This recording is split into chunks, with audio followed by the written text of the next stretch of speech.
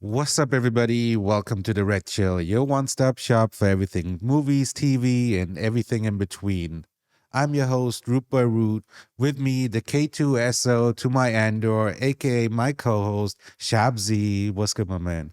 What's what's up? What's up? What's up? You can find us on all your podcast services, on YouTube, and everywhere else on social media. As always, if you like what we do, let us know in the comments, leave a like, subscribe. You know what's up. A bit of an update. Our Wakanda Forever spoiler discussion is live on podcast services and YouTube and everywhere else, as well as our breakdown of Kanye West's anti Semitism. We went through a Forbes article that went date by date, noting everything that Kanye has done in the last month, and we gave our thoughts and impression on that. So if that's the sort of thing that interests you, then check it out. But yes, this is Andor recapped and reviewed. Episode 10, One Way Out. One Way Mm. Out. One Way Out. Released on November 9th, directed by Toby Haynes once again, and written by Bo Willimon. So, as always, we're going to go scene by scene, frame by frame, going over the entire episode and giving our impressions on every scene. Before that, we will do a spoiler free discussion. But I think just before that, I think Shaps, I have something we should start talking about because right now on the internet is a big discussion going on. Everybody is wondering, why is Andor not getting views? Everybody who watches it agrees that it's, especially right now, the best thing on television, and is definitely one of the best things of the whole year. And it's probably one of the best things that Star Wars has ever done outside of the movies, and maybe even better than a lot of the movies. But why is it not getting viewers? Why are people not watching it? Everybody's telling people to watch it. Even the Star Wars fans are not watching it. What do you think? I feel like we need to discuss this before we get into this episode and just figure out why does no one see what we see? Well, for a second, I thought you were talking about our podcast and our podcast not getting views, I and mean, I it was like, goes yeah, what the hand in hell's going hand. on with that, dude? Yeah, thank God there's an explanation other than we just not that good right now. I think it's just like what's the word where I don't think people just care that much about a character like Andor, and I think it's a Star Wars fatigue maybe, that people have watched so much Star Wars and none of it has been good. Where Mandalorian came out, it was kind of good, but then I don't know, like even when we decided to watch it, like even though I'm a Star Wars, I enjoy Star Wars, but I'm not like a huge fan of it. Even I was like, why are they even doing something on Andor other than my honest to God initial thought was just like, oh, they're just doing it just because for ethnic, like for like diversity, racial diversity. They're trying to get a Latino lead in in something called Star Wars. That was literally my only thought, that oh, that's why they just made a show, because they're making a show about everything now. So I was like, yeah, why not make a show about that? But watching it, I was like, oh my God, you're right. Like, it's one of the best Star Wars things I've ever seen. And just a really, really, really good show. Like, I've recommended it to people who don't even know Star Wars. And I don't know. I think it's just the title of it, where I don't think people just care that much about a random character in one of the most boringest movies of Star Wars that came out like 6 years ago. Like, there's so much Star Wars that's come out since then where I don't think people care, and it's on Disney Plus. It's not like a movie, so people are like, I'll watch it when I watch it. I think it's one of those. Yeah, I think you hit on the most important points where even me as a huge Star Wars fan, when I first heard about Andor, I thought the idea was cool to go back from Rogue One just because I thought that movie specifically was a really cool story that was already in motion. And yeah, I was interested to see where they go, but I also didn't think Andor was the most interesting character in that movie. And yeah, when at first I was probably the least excited out of all the upcoming Star Wars projects when this was first announced. So I totally get that. But for me, it all changed the second I saw the trailers. So I don't know why that didn't happen for more people, but I think the trailers were amazing. And the second that I saw that, it became one of the most anticipated things on Disney Plus, which I think is the other problem that you are probably correct on is Star Wars. There's been Star Wars fatigue, and we have had a lot of shows come out, and people love The Mandalorian, but I think everything else, specifically Book of Boba Fett, I think was something a lot of people looked forward to quite a bit, and were quite let down by. Where I think that already hurt the numbers for Obi-Wan, which I think was a lot better received, but also had its problems. Where yeah, I totally can see that people were just like, I a third thing. It's the third property, which feels like this year. I don't even remember. It's been, Yeah. it feels like it was. It feels I like actually forgot about Obi-Wan and stuff, like the uh, fact that there's so many. yeah. I wasn't Boba Fett the it started end of last year and went into this year, and then Obi-Wan was in the beginning of the summer, early late spring, and then yeah, we now got Andor. So yeah, I wonder if it would have gone different had they started with Andor. I also think the name, like you're totally right, the title of the show is not very inviting. It's like Andor. Yeah. It's not even Star Wars Andor or anything. It's everywhere. Yeah, it's just Andor. It's just Andor. Like, which is interesting because a lot of other properties they always try to bring in the Star Wars even in the title. So I wonder why specifically. I guess the showrunners really wanted to differentiate themselves from Star Wars, and they did. But I guess to the point where even the Star Wars fans didn't show up. But yeah, I mean, it's sad. I really hope in retrospect that people will find the show. Luckily, with streaming and everything, it's going to be out there, and it's going to be the full package within another 2 weeks. So I think, yeah, I really hope people will find this and get to see just some amazing television. And if you're a fan of Star Wars, I feel like this is the thing Star Wars fans have been asking for, or a lot of them at least have been asking for a very long time. So yeah, I really hope. I think I just wanted to add one more thing to that. I think some of the things also, it's like we talked about, it's not a recognizable name. Like I think a lot of the people were looking forward to something like Obi-Wan just because, oh, it's Obi-Wan and it's Ewan McGregor and oh my god, Christian Haydenson is back and Darth Vader is back. I think it's just that kind of novelty aspect that people were interested. Oh my god, Mandalorian. Is it going to be Boba Fett? We've been waiting for Boba Fett for so long. Oh, it's not Boba Fett, but it's a good show. Now Boba Fett's coming. Okay, I guess I'll check that out as well.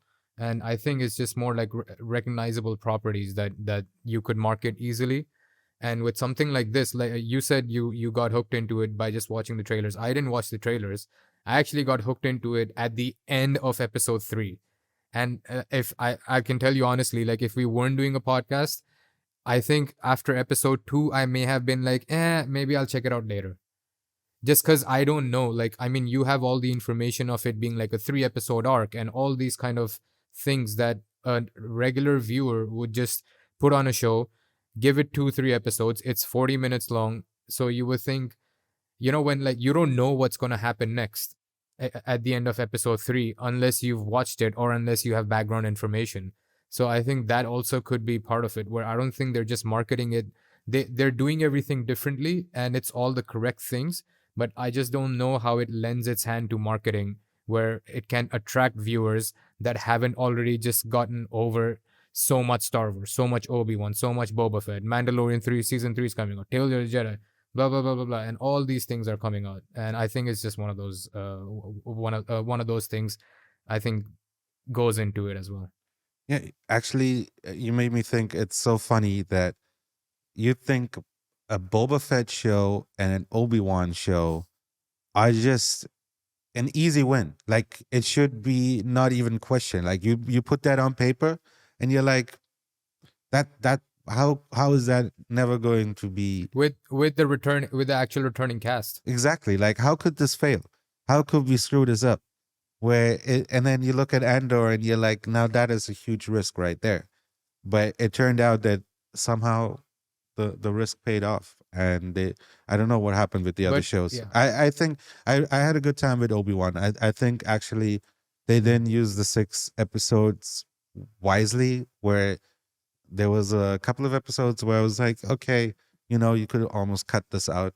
But I think Boba Fett overall I was very disappointed by, because I love Robert Rodriguez, but you'd never know if you're gonna get Sin City Robert Rodriguez, Desperado Robert Rodriguez, or are you going to get Spy Kids Robert Rodriguez? And sadly, I think for Boba Fett we got Spy Kids Rodriguez, and yeah, that was sad to see. But anyways, yeah, let's see. Like I said, I hope eventually people will find it, and it's one of those cult hits, that eventually it's everybody's little, like, oh, you don't know how good the show I is, have a and Yeah, it's one of those things, and I think you have to mention it to someone where, hey, you gotta wait until the end of episode 3, because I've had movies like that are like one of my favorite movies, and I've like recommended it to people, and they're like, dude, that movie was so slow, and I was like, how long did you give it? They're like 20 minutes. They're like 20 minutes, and I was out.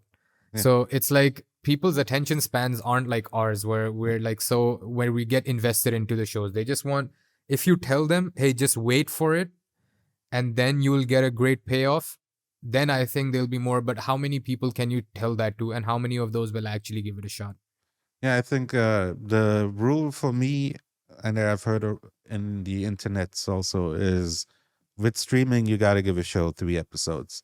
It's just the thing with Mm, streaming, where there's the first episode is always kind of what's going on. Sometimes they hook you. The second episode is a little bit like, I don't know where we're going, and then by the third episode you're like, oh, okay, now I get what the show mm, is. That is the rule of thumb that I think a lot of people go by.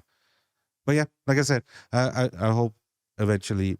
Luckily, it's already greenlit for season 2, and I think maybe a mm, season 3. But season 2 is definitely happening, so they don't have to worry about viewership or anything like that, like some other mm. properties had, like Invincible had that issue where they needed to get the first season out before Amazon let them do another one, and now we're sitting here years waiting for them to finish the animation. But yeah. So let's see. Let's keep an eye on it, and if anything happens, we'll update everybody. But in the meantime, Mhm. let's get back to episode 10. Let's get into our spoiler-free thoughts of the episode. Chaps, Mhm. what did you think of One Way Out? I think this was my favorite episode so far. Okay. I didn't think it would be. I think the eye was the most like exhilarating climactic episode out of all the episodes. And this one, for some reason, I don't know what it was. I think just the human element of it, with everyone just like, I was like I was like into it. I was like, yeah, let's go, I was like feeling it. Like even when the eye happened, like it was magical to watch. And in my mind, I knew that they would pull it off. Even it's the same with this.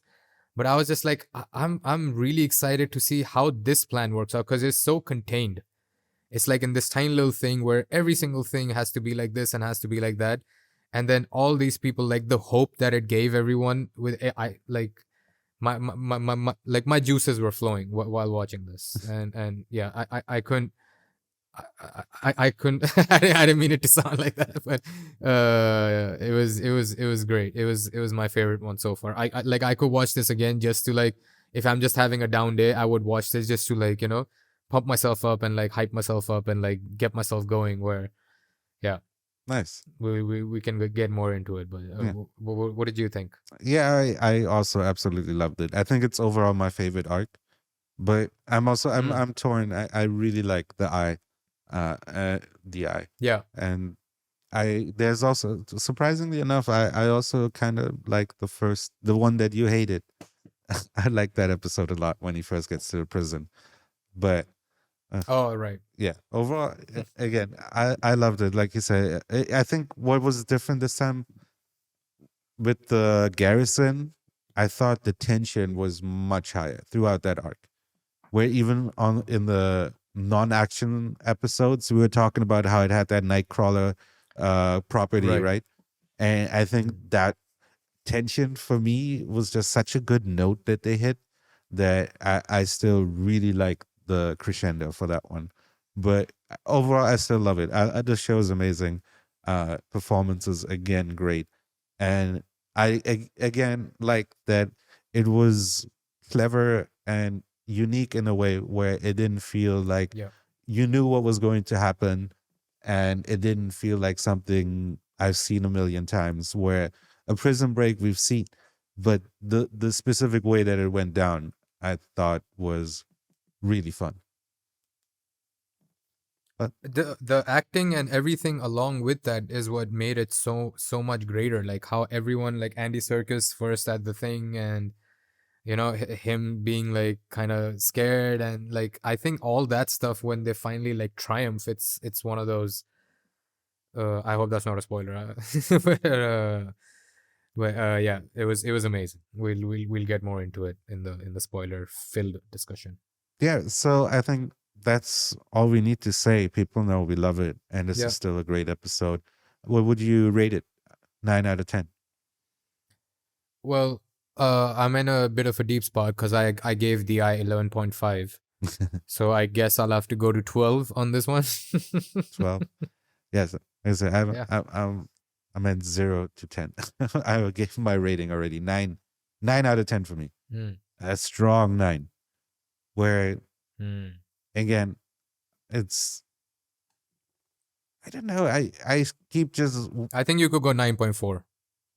no. I still think that because that tension wasn't there, and I still think a 10 out of 10 episode is going to be when we have people like Luther and Forrest Whitaker and people like that stepping out of the shadows and really like take a major role.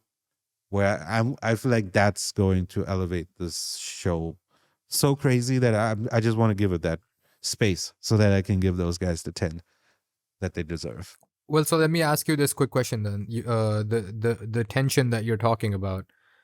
Do you think that was also because we were coming from the first arc to the second arc where we didn't know what to expect, and now we're used to the format, so we sort of know, like in a way, in terms of not just like, oh, they're gonna do this, they're gonna do that, but in terms of tension also, where these things are gonna happen, we're just more excited in how it's going to be done. Where in the second arc of the Eye, it's like we kind of knew, but it was still like new to us. I said new twice, but I meant like the two different words. Yeah, I think Like you know what I mean? yeah, I know. I think the difference was this wasn't time sensitive until this episode.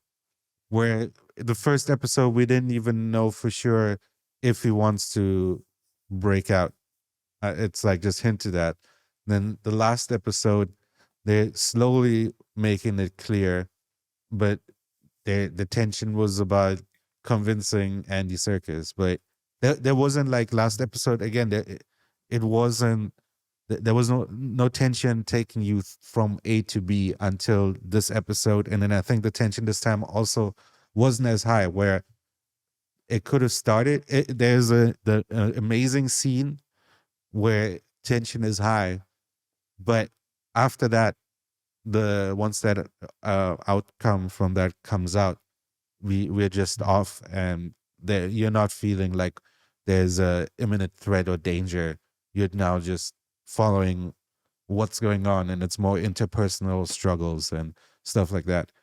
And I think that's the difference for me, where there was a lot of character in the I arc.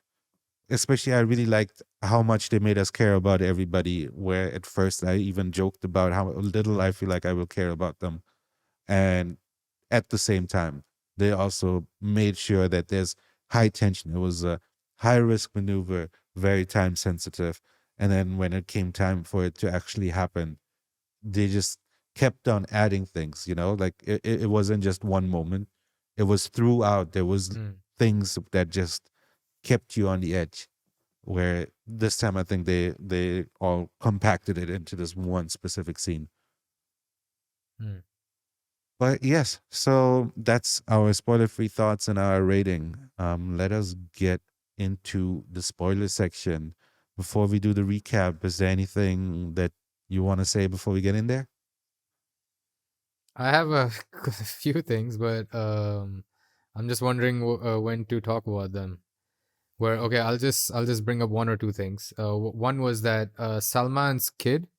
We've talked about parenting and like the kids and how they're growing up around their environments and stuff, Check out the and it highlight just made me on YouTube. We cut it out for everybody to check out. yes, shameless plug. But yeah, so it just got me to thinking like where we have Salman's kid who saw his dad being taken away by the Imperials, and I was just wondering like what kind of consequences, like will he become a character like that does more things within the plot, or do you think he could like blame Bix for his father getting into all this trouble and like start a vendetta against her? I mean, you got to keep Pac Just a alive, thing right? about that. You can't bring in a name like that and not keep using it. Yeah, exactly. Yeah. And also one more thing that I noticed was that Olaf, I don't know if you noticed this. You know what I kept thinking he reminds me of someone, and then I was like, "Oh my god, he looks almost exactly like this is the Way guy from Mandalorian." And they both have emotional endings to their characters. They spoilers. We're in the spoiler section. Spoilers for Mandalorian. Did he die? I don't remember him dying. Yeah. Dude, he had such an emotional scene where It's he's about to get away on that speedster. it's what's his name? The guy from, Nick yeah, Nolte? Nick Nolte, right? Right. Yeah. It was him on the speeder that got shot. I was trying to think. I was Yeah. like, wasn't it? I thought the robot died. No, no, no. What 'Cause, robot? mm, There was a robot in Mandalorian? the one from the It crowd. Ayoda. Oh, right. Oh, Yoda. Well, they didn't No, but dude, Ayoda. yeah. I didn't he get killed as like because I remember he was on the speeder and he had the bag with the little Yoda in it. I don't remember. Yeah. I guess. And that was the switcheroo where people thought that this is the way dude would escape, but he's the one who actually doesn't, and that was like an actual emotional scene in Star Wars after like 25 years. Well, I don't remember it, so Yeah. there you go. His face, like Olaf's face was in my head, and I was like, he's reminding me, he looks exactly like someone. Like go back, maybe we'll put up the two images together in a short, I heard and people can look at it. I heard one theory where it's like, what if, like, after they get rid of Olaf, it's one of those Mm. situations where that's what the comes out of the tubes. That's where they get their, Oh their my, nourishment from, oh my god, dude! And we thought their showers were bad. right? Oh lord, they're subjecting them to cannibalism. I guess that's what that is. Hey, it'll be self-sufficient. Now, where is the food Wow. coming from? It's like it's a base in the water. Didn't see many ships coming I'm in and sure out. they have some plumbing system, Yeah, a plumbing system to but send that goop into the cells. yeah, It's also yeah, why not, it's a right? lot of prisoners. Also, that's a lot of food. Mm. Like that's a lot of money that needs to be spent. Who's paying for that? Who's paying taxes for this? That's a I think it's a tax write-off because I think it's like that brown milk from those weird goats but that bleat. no, but isn't it? I will see it as the Imperials are the government now, right? So they can't. It can't be a tax Yeah. write-off. They need to use tax money to build this crazy facility. I'm just saying, like, so I guess But it's whoever's, or it's within the budget. but where's the budget coming from? That's what I'm saying. That's why they're taking over planets because they need more people to pay the Well, taxes. where does the budget come from in on Earth, Taxes. like for governments? So I'm sure like people like people that live in like Chandrila and Coruscant and all, they're paying heavy taxes. Right? That's what I mean. That's why they keep taking Yeah. over. They need more money and more people to pay taxes. Yeah. See, Yeah, there you go. Andor season 2. We already know where it's going. It's going to be all about tax Economics. evasion. Oh my That's how god, they it's find gonna be Andor. so interesting. They're going to be like in that bureau. They're like, Evaded. he didn't pay his taxes. We got him. Can get him by the They're book. gonna get him like that chick, what was her name? Um that famous actress who did that craft shows. What's her name? Whatever her I name mean, is. everybody People goes know through who I'm Wesley talking Snipes when you think about tax evasion. about. Man, so time for this. Oh my god. But yeah, okay. I forgot her name. Yeah, okay. Let's get All right. into the recap, Yes. and we'll share our thoughts throughout as we get scene to scene. Shabz, why don't you take it away? Okay, so we start off with the theme music is super emotional this time. I don't know why. That was a bit weird. It was like the most emotional music, So what which for an episode like this, I would imagine it would be like more like hype up music, you know? what I wrote down was, first of all, it was way the most Star Warsy actually out of all the openings in terms of the music. It gave me Yeah. hype. It felt a bit longer than usual, and what I felt was it sounded Yeah. like hope. I got hype and hope Oh. from this music. So I don't know. I got sad. I don't know, because it's it lifts up. It starts on a low and then it rises, and that's why I felt like that. It's like I said, it's hope for me and hype, because it picks it up with you, like you're starting from, all right, let's start watching this episode, and with the music you start rising and getting ready. I don't know. That's what I got from it. I thought it was like a carryover from last week's episode. Remember, I was talking about how the music in the post credits got super emotional, like with just piano. So I thought maybe it's a carryover for Olaf, because that's kind of how they. It's one of the first scenes. It is the first scene. The first thing you see is they remind you. Yeah. Man, that's so sad. Right? Uli didn't make it. You want to take over that scene? I mean, yeah. Uli does. We just get reminded that Uli doesn't make it, and they put him in a little bag and ship him off to wherever they turn him into the goop that's going to come in to feed everybody. Oh my god! And then we have like, what's his body going to be? There's not going to be any nutrients in his body. They grind him down. You need like a youngin. You know, like this bone marrow is good for you. Man, I got at least. They don't even get to be vegan. Yeah, no, not at all. Like, you think they don't get shoes? You think they get to choose a vegan menu? I'm sorry, I don't eat human. I'm a vegan. Well, there you go. Here's our philosophical question for the week. And after we spoke about religion, there we go. Do vegans exist in Star Wars? Has anyone spoken out against animal cruelty or like not wanting to eat animals?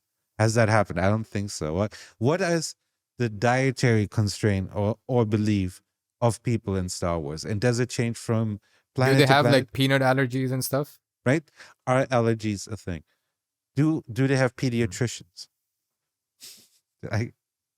I'm sure they have pediatricians. I mean, if you that's not even connected to being vegan or anything. That's just for kids. No, but if you don't have allergies to peanuts, what other allergies do they not have? If you don't have allergies, why do you need a pediatrician? Right? Pediatricians can do other things other than allergies. But they just treat all kids for everything. Yeah, but like if it's just about blaster wounds, then that can be the same surgeon. Can be the dude with the 4 arms. He can work on 4 kids at the same time. Yeah, but also it reminded me of J-Hole's son, who was really ill, and I'm wondering why they didn't call a pediatrician to their house. He's the commandant. Because they don't have it. You see? Because they don't have it. That's what it is. Because they don't have it. It's a long, long time ago. You know, they're still figuring it out. They have giant palaces. They do have doctors, though. They do. Well, even there, like, have you ever? Yeah, they have medical robots for sure. Well, we saw two in one we saw at the end of The Eye with the four arms, and then Okay, we have one in the surgeons. with Andy Serkis, and then the dude who came in True. to check on Olaf. But it'd be funny if that guy's not even a doctor. He's just like, I just. they just made him a doctor. I don't even want to do this. I'd rather drink human sludge rather than fucking be the one who has to do all this sad shit. It's like, here's a syringe, here's a bag. Go for it. You're a doctor now. The guards are like, yo, we're not gonna do that. We love electrocuting people, but we're not gonna do that, dude. That's too sad for even for us. He just wanted to go on walks. He's like, this is the only way I get to see the other floors. It's like, yeah, of course, I'm a doctor. I left my other two arms in my other suit. It's like whenever they ask, like, is there a doctor in the house? And then one random guy will be just like, yeah, it's me. I can totally treat people. Do I get any special privileges? Turns out, no. You just get to walk. Maybe he gets hair products. I don't know. You have to look back and see how his hair was. It wasn't Andy Serkis level. I would have noticed. That man's hair was taking. I had some thoughts on. I had some more thoughts on Andy Serkis's hair. All right, let's get to it. Well, after Uli dies, we get right away to the scene where Andor and Serkis are talking. Serkis, aka Kino, and Andor tells him that. No, actually, you can actually. Well, they're talking about the fact that it has to be the plan has to happen tomorrow. It has to happen tomorrow. Well, what I was saying is, I noted that like you can tell that Serkis is worried because, but the way that he asked like where, like because Andor says we have to go tomorrow, and he's like where, go where?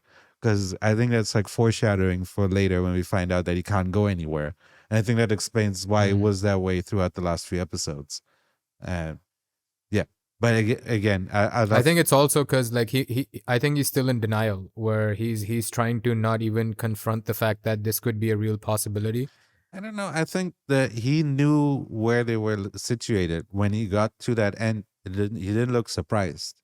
It looked more. He looked like almost proud to have like to see everybody else go. Like he had a look of contentment and like he knew this is where it was going. I think that's what it was this whole time. That's why for him the only way out was finishing his sentence. That's why he's like so set on I have to finish the sentence. There's no other option because there's no other way off this place unless you swim. And that's how he became manager, and that's why he told everybody to be online because he knew this is the only way out. And once he found out last episode, there's no way out. His entire world got shattered. And this episode is him he came to grips with it, but he's still at the beginning. His wheels are still moving. We're literally like seconds after he just decided to tell Andor about the security guards on each floor. So he's still figuring it out where in his head, he's starting to realize that, okay, my plan of getting out of here and finishing my sentence doesn't work because there is no finishing my sentence. The only other option, the only way out is Andor's plan. And he knows that he can't follow. So it's him making amends with himself of being like he cares for everybody. They've shown that he cared for Uli. He has feelings for these guys. He's made a connection. So I think it's him coming to grips with the fact that at least he can save everybody else because it's the only way out. But yeah. He did what Luthen asked Cassian to do: self-sacrifice for the greater good. Yeah. Versus just trying to survive. Exactly. He did the Captain America move. But yeah, then we get back to the inmates in their facility where they stay, and the floors are about to turn on, and everybody gets in. But Andor waits a second, and I think it's actually for him to get the attention from everybody to let them know what Serkis and him just found out. And he just last seconds jumps up, and they finally is like Andor is telling Serkis like you guys were right. Like, you don't know what's going on. And then Circus bursts out saying, there is no end to the sentence. Like, there is no end to this. And basically, Mulchi was right. Put it out on a T-shirt. Mulchi Yeah. was right. Which I like that they're setting him up slowly. Yeah, we should print those T-shirts up. Right. But yeah, Mulchi's right. I like that slowly Mulchi is becoming a character that like they're setting up that relationship because they're the last guys running away at the very end. But yeah. Yeah. I love the way he cracked and just like, all right, fuck it. This is what's happening. He's just, you could just, and I was like, oh, okay. All right. I guess, he's, every time he says, like, gives any speech, like, it's just amazing. He's one of those, like, Stellan Skarsgård we will get there. people. One of the best speeches. Yes. Yeah. But yeah, then the next scene is Dedra discussing the flight they found with the leader of the Imperials. Who was on his way to Anton Krieger's spot, and also it's she's talking about how they staged the thing, and now it's working. And then some other guy who we've seen who's spoken a bit throughout the episodes, another ISB officer, with the mustache, he suggests something other than what Dedra suggests, and Dedra's like upset. That's all I wrote in my notes. They're talking about their plan, and then Dedra gets upset at the other dude's suggestion because it's other, and she's like suspicious immediately. Yeah, we'll get the most imperial-looking motherfucker in the place. And and then we get to Circus. It's now morning, and Circus Kino gives his speech about the plan being on. He says that there's no more numbers. There is no sentence. There's only one way out, and here we start. Out. You know. And my favorite part was when they're walking out after that speech. Cassian looks at him like, "Damn, homie, like this, that was amazing. I didn't expect, like, he gave him that look like, wow, like I knew you would say something, but okay, let's go." So you're like a real Snoke. You really get that exactly. Commanding power. I think this goes back to your question. I was thinking about that. We'll just jump into the end where we saw guards at the end, right? They were hiding, and Circus is one of the few ones who doesn't get off. Do then the guards take him, and then he gets, maybe his fate is that he does become Snoke? Absolutely. My note after he gives the speech, that would be so amazing. Like, my note for his speech was like, Andy Serkis gives an amazing speech, ... and he's ready to become Snoke. That has to be where we go. My thing about, I hope so. I really do, because that would be amazing. That would be such a great backstory for like a Sith that we haven't seen other than just one other person. Right, like they could have just used his body or something. We still don't, like, the Emperor was using him in some sort of way, so he's maybe just a vessel. Maybe he was an inmate, and they got pissed off, and they did the thing that they did to Blanca in Street Fighter, the movie. They just pump him. I know what you're talking about. They just pump him up with all sorts of shit to make him go bald and look all fugly. Yeah. So I'm glad you brought up bald, because I'll just talk about my theory on Andy Serkis's hair a little bit.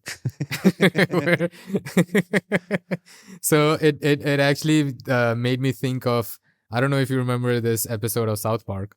I've never mentioned South Park before, but need a counter. when Mr.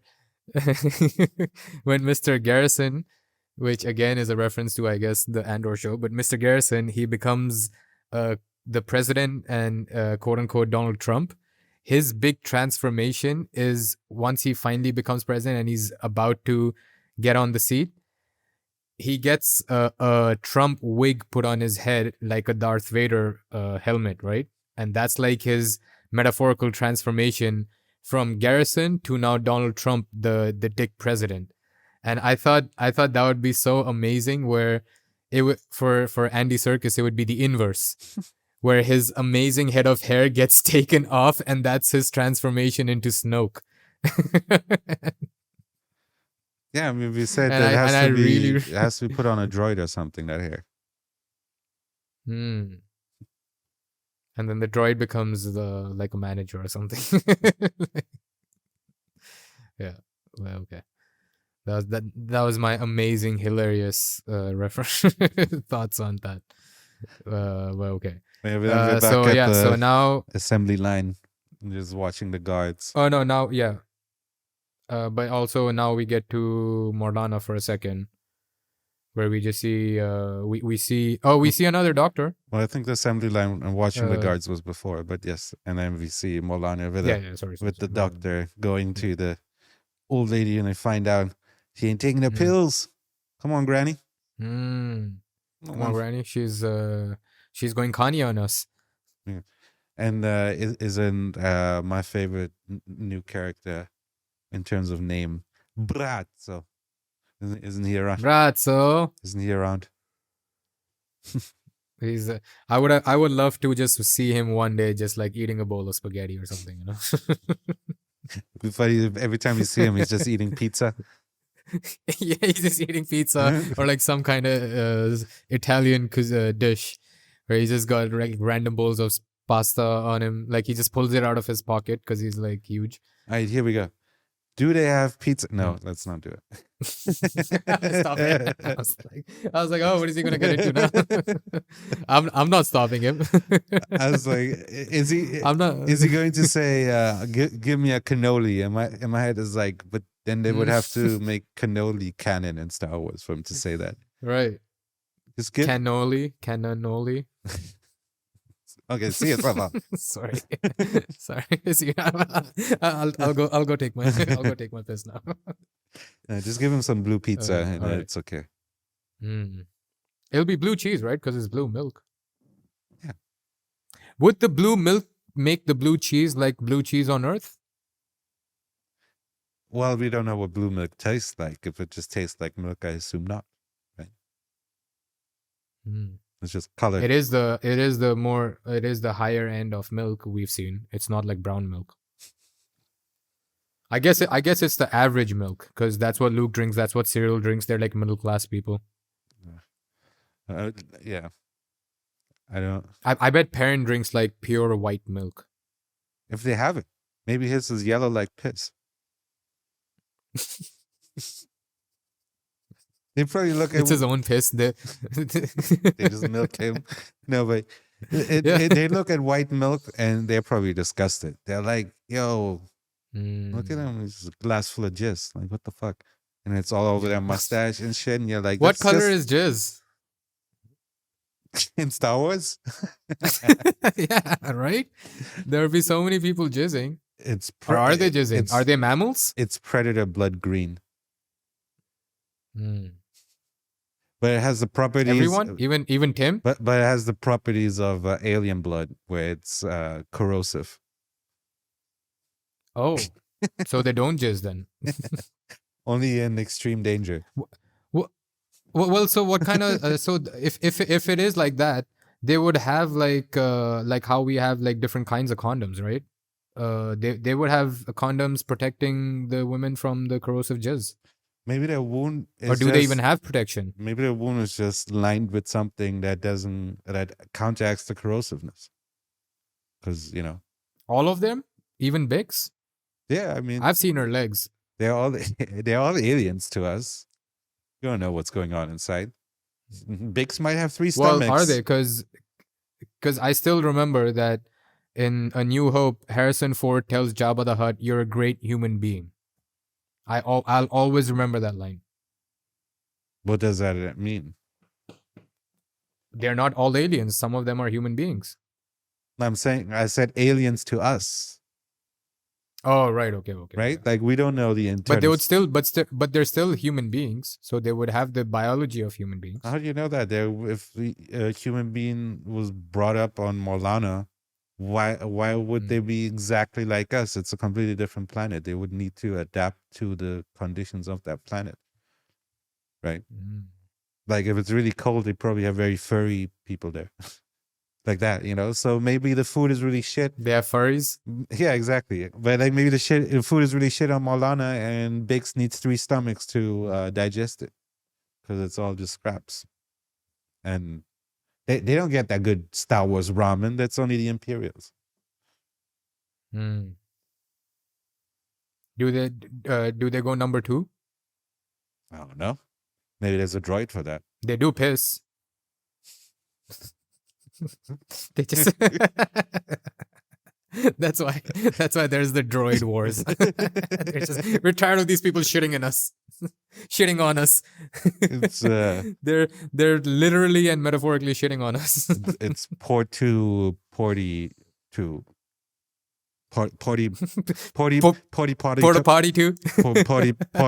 potty pod droid. Oh man, that would be, yeah. Instead of Well, we're raising good questions. when people getting drunk, they must, instead of taxis, maybe they just have a droid and he's just like all inclusive. He just kind of like picks you up, closes around you, and there's just like everything in there that you need, including a toilet. Dude, that would be so amazing to have here on Earth. Imagine you could just like carry that like a tiny little like an Iron Man box. Remember in Iron Man 2, he had just like a suitcase that turned into like the whole Iron Man. Imagine you just have like your porta potty 22, just like you could just carry it wherever you're going. Like you could go on festivals, you could go camping, and you just put it and it just. If we have that technology, I think it'd be way funnier if like I called it, and then just down the freeway you see a droid just running, and he has like my name on it, and he's just like he's got to poop, what is all he's saying, and he's just like running down, and everybody's like, oh shit, I guess Root's got to poop again. Someone's got to poop. It's like a pager. Yeah, you call on that and then they come running. He comes flying in like one of those planes. He just has the message behind this. Like, or one like in Iron Man 3, I guess we'll just reference the third one where he has parts that fly to him. Yeah, I think I'm more interested in the fact that like I want everybody to know I have a droid. So that's what I was saying. He has like the message behind him like a plane, and it just says like Root needs to poop, and it comes flying to me. Oh, okay. It'd be great in meetings. That'd be really cool. Would it come with magazines or everything? It's a little snack bar. All kinds of amenities. It's like a mini bar. Is it like an Uber? It's like a pooper.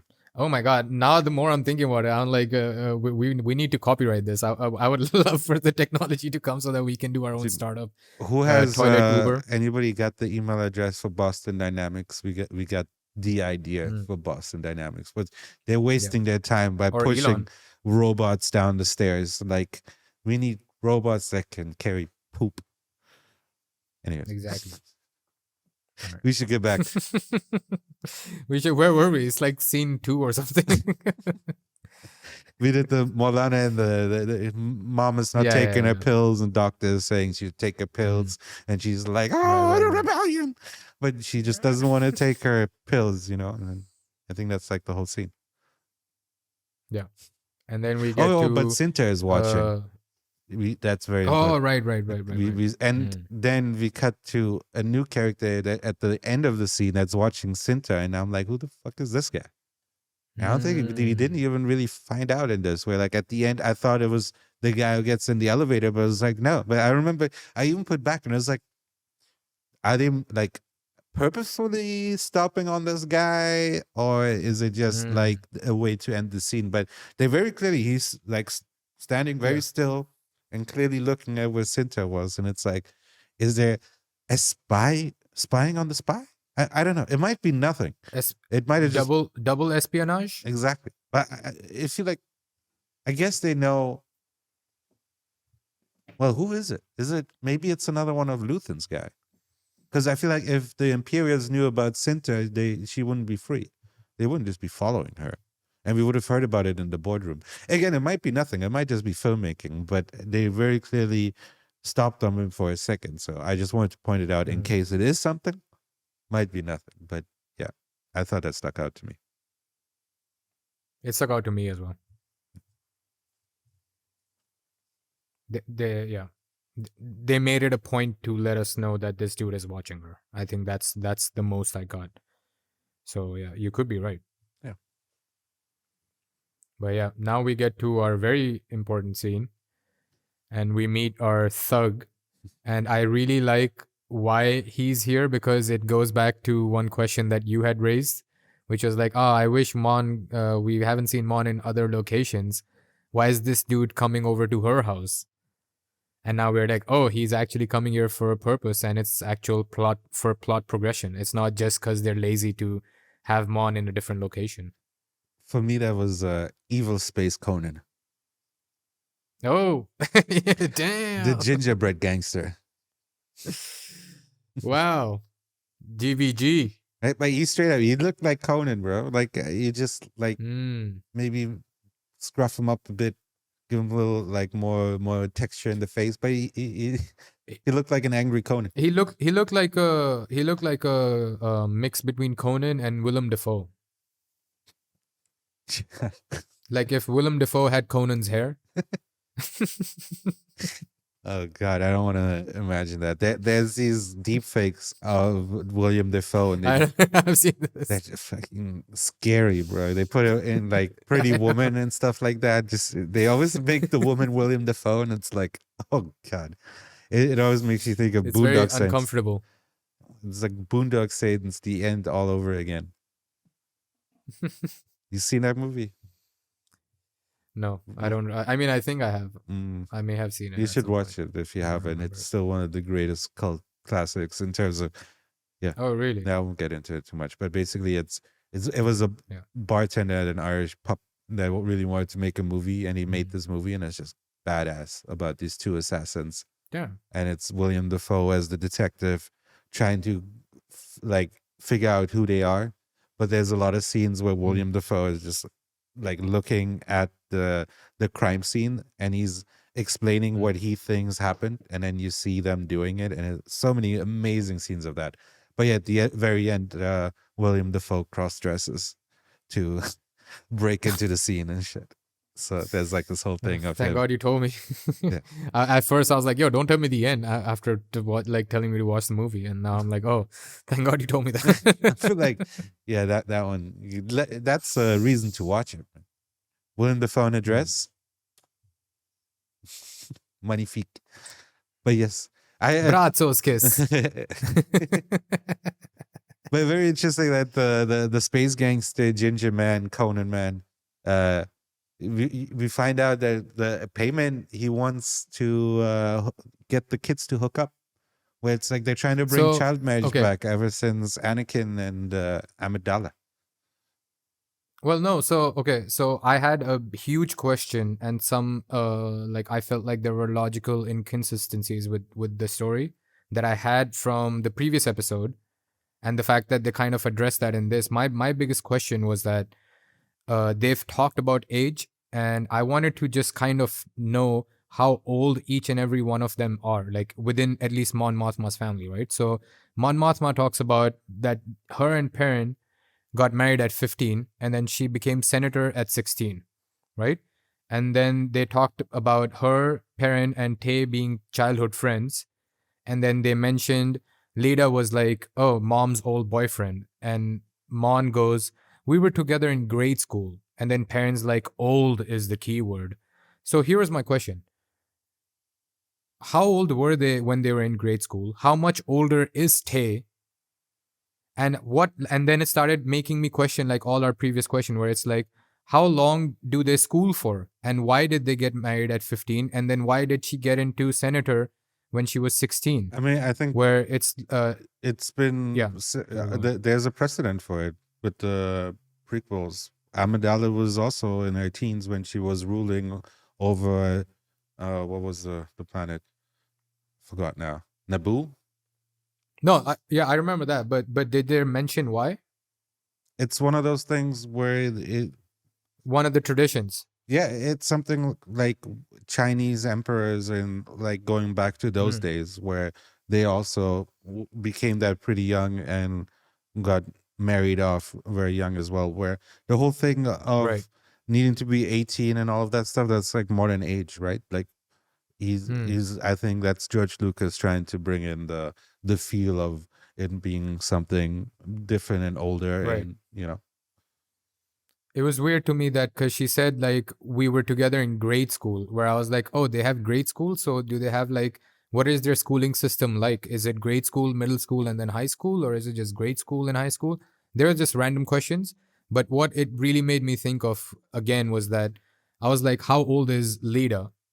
And we talked about her just liking dresses and stuff So like that. what do you Where I think? was kind of thinking, what? How old do you think she is? Now I want to know. Well, now we know. Well, what did you think? Like, you're making it sound like you thought she was a Oh, 30-year-old woman or some shit. who, Leda? Yes. No, no, no. So we were discussing how you said she's just a kid, and I was like, oh no, she's at least a teenager. It's still a And kid. my whole yes, she's still a kid, I guess. But it actually led me to kind of just go into the thought process of like, okay, so maybe Mon Mothma was just like a kid, right, when she became senator. And I think they're kind of showing that Leda just being into dresses in a way where it's like she's still just like a kid, and at some point it's going to come into play where she's going to be thrust into a position of power or like some other situation where she's not ready for it psychologically. Yeah. And I think like, and another thing that it brought me into was like Vel, like where they showed like three different female characters all in the same environment and born in the same environment, and how different all three of them have turned out. Where I think Vel, like Cinta called Vel like Cinta is her mirror, and that she shows Vel whatever she needs to see. And I think Vel looks at Leda as like her past mirror, where this is who I was going to be. And I think, and it goes back into our question where it's like, is she doing this for the rebellion, or is she just doing this so that she isn't looked at someone just like how people look at Leda? Where is she, and she's just copying Cinta's words as they are in like a naive attempt to like, she's just copying like the superficial aspects of being harder, where Cinta, you really believe when she says the rebellion comes before anything else. But when Vel says it, it almost feels like she's just trying to portray this image rather than make actual changes within her personality. Because we did see her super scared out of everyone within that heist. Yeah. Now, the thing that made me think about was more the fact that it's crazy the length that these people need to like are being put to for the rebellion with Luther and her, like the fact that like it she says no, she can't be doing it, but I feel like a part of her probably considered it even because of the situation that they're in, and that's kind of crazy. But at the same time, they can't Mon have, Mothma? yeah, like you can't have her give her daughter away like that, because that would ruin the character for when you see it. And later in Rogue One and A New Hope, you'd be like, yeah, it's that terrible mother that fucking made her daughter marry a gangster child just so that she can get some Yes, money, it's Jack. right?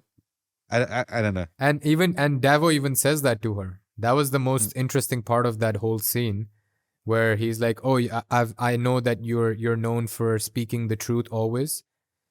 And then at the end, where she's like, "This is not a brothel," and he's like, "Oh no, I just want them to meet." And then she's like, "I'm not even considering this." And he turns around and he goes, "That's the first false thing you've said. That's the first untrue thing you've said." That's fine. And I was like, "Oh my That's what I god!" mean. Like And that's I was like like, what gave me "Oh that thought, was like, holy shit, like yeah." that's the point. Like later we get into it also when Luthen talks about it, but it really seems like Mm, I I mention it now, but like Luther mentions a vow that also was mentioned with Val in the last episode, and I really hope that at some point that I at this point I think it's going to be season 2, because there's not enough time, and I really hope they would take their time with it. But I'm waiting to the point where Andor gets recruited into whatever is going on there, where it's not a mm, rebel alliance yet, but like maybe he gets recruited into one of these factions that are happening right now,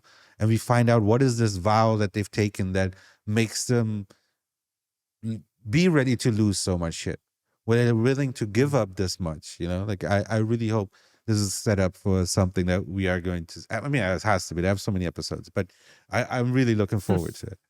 I really want to see that.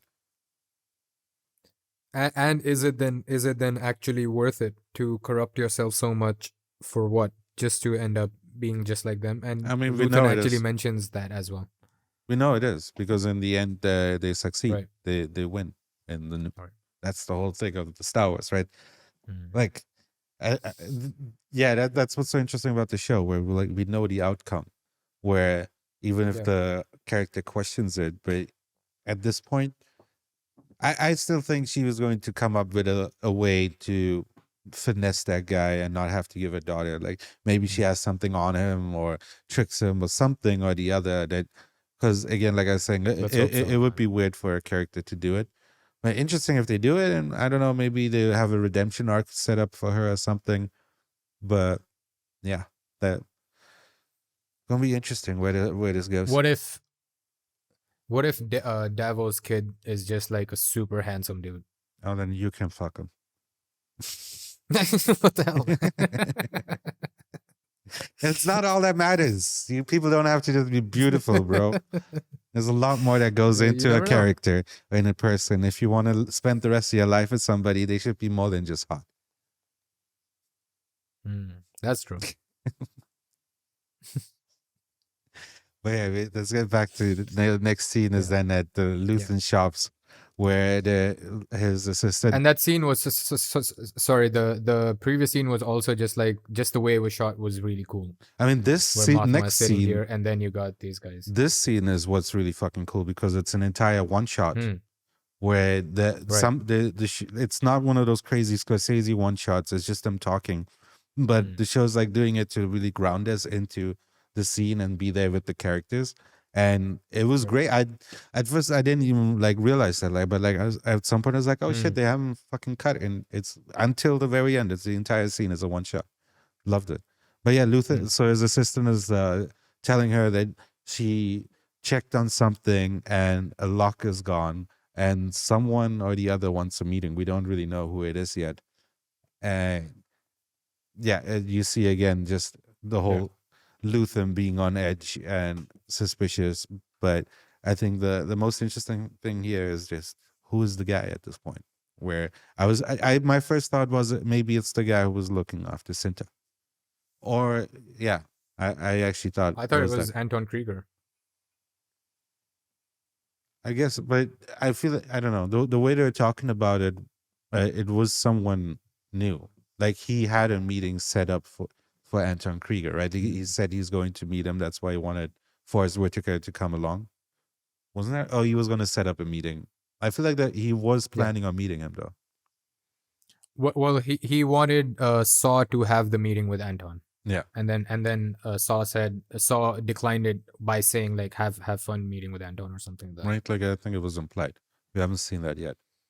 So yeah, it could. And I actually thought it was Anton also because they captured the pilot that was on his way. So I thought maybe that's why Anton's like, oh, like I need to meet you face to face now. Yeah, so that makes sense. Oh sense. shit, like yeah. And plus, that's the only other character that I thought of other that we haven't seen. So yeah, but yeah, it was a cool shot, and everything between him and her is always cool. And now we get back to the assembly line, and we see it's basically on at this point, right? Yeah, everybody's getting rallied up. Break is on. We see our new inmate who we don't I don't think we have his name. African American dude. Also, there was one guy freaking out, right? Grabs a pipe. Yeah. Right. I think it was Melchi. No, it was the other guy. He didn't have that much. The dude who signs every time to everybody, and he's like, "What the fuck? What the fuck? What are we doing? What?" And then Mulch is the one who's like, "Bro, get it together. One way out." What part of that don't you understand? It's just 3 words. We're just trying to break out of here, dude. That's all we're doing. You don't need to be panicked. But yeah, and then now everything's starting up, right? Like and I don't think we mentioned why they keep saying it has to be today. Is because today will be the only day that they bring in a new inmate to replace Uli. Yeah, and the whole thing was also they don't know when after they fried an entire floor, they could be killed any moment, any second. Yeah. They never know what might happen. They have to get out before something like that happens to them. Right. But yeah, Right. so like the guy's coming in while Andor is back working on the pipe where I thought it was hydraulics Mm, last time. But it mm. turns out it's just water, and he breaks it. Plumbing. Is this plumbing? Yeah, Piss. that's what I was wondering too, but I didn't want to bring it up. Well, it's just like, but it's the water in, like it's not the out from the Mm. toilet, so that's fine. It's the But flush water. he like comes out and he's like drenched in water. Nobody notices. It goes back. He's just like It goes back to like them saying the Imperials are his hair is oblivious, like right? It's like, what do you do? Did you go diving for apples in the toilet? What the fuck were you doing in there? Someone gave you what is it called, a noogie or something, when they a swirly, when they put your head inside the Noogie flush is and then flush it. when they rub it. Oh, okay. Swirl What do they do when swirly they is when when they you put the finger in the ear, I think. so then what is it when they put your head in I the hope that toilet doesn't and then have a name. flush? Did that happen to you? It was there. No, it that never happened to me. Okay. It's like Plus, basically I never did that to anyone. people kids waterboarding each other. Is that that didn't happen in my school? No, I remember it. They mentioned it in that movie, School for Scoundrels, the Todd Phillips movie. Okay. Do you remember that movie? I didn't There, watch where that. it's all about like losers and stuff. Oh, okay. It's not that great a movie or anything, but I just remember where Aziz Ansari is in it, like in his early days, and he's explained because they're all losers who've been bullied. So he's actually, that's where I learned that that they do that. And then I've seen like in a bunch of like those jock movies, the college jock movies, comedy, where they do that. Yeah. That never happened, okay, guys. That's not why I keep wiping my forehead. I'm still, it's PTSD from like 20 years ago. I can still feel some piss on my head. There was we talk a lot about piss and shit this episode, but when I was in That's when I was in school in Germany, there was a kid, I think it was in 6th grade when this happened.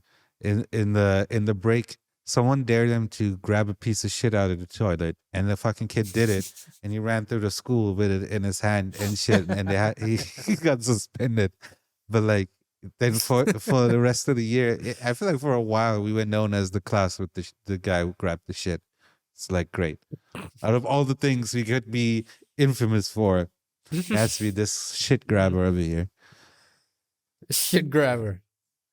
Dude, that would be amazing. But how was he able to, like, didn't it just fall apart? How solid was that shit? I was not close enough to pay attention to that. I was far away from that. I just saw him running, and I was like, "The fuck's going on over there?" And then somebody's like, "You won't." Did he like throw it at someone at least at the end of it? I think the like a That's what I would have I done. think like a teacher or principal stopped him. There was something wrong with that kid. He also he sat okay. next to me once in music class while we were watching like a Mozart documentary, and he just started wanking next to me to finish, and What the yeah, won't forget that. was his name damn it. I forgot that dude's name Well, from Clockwork Orange.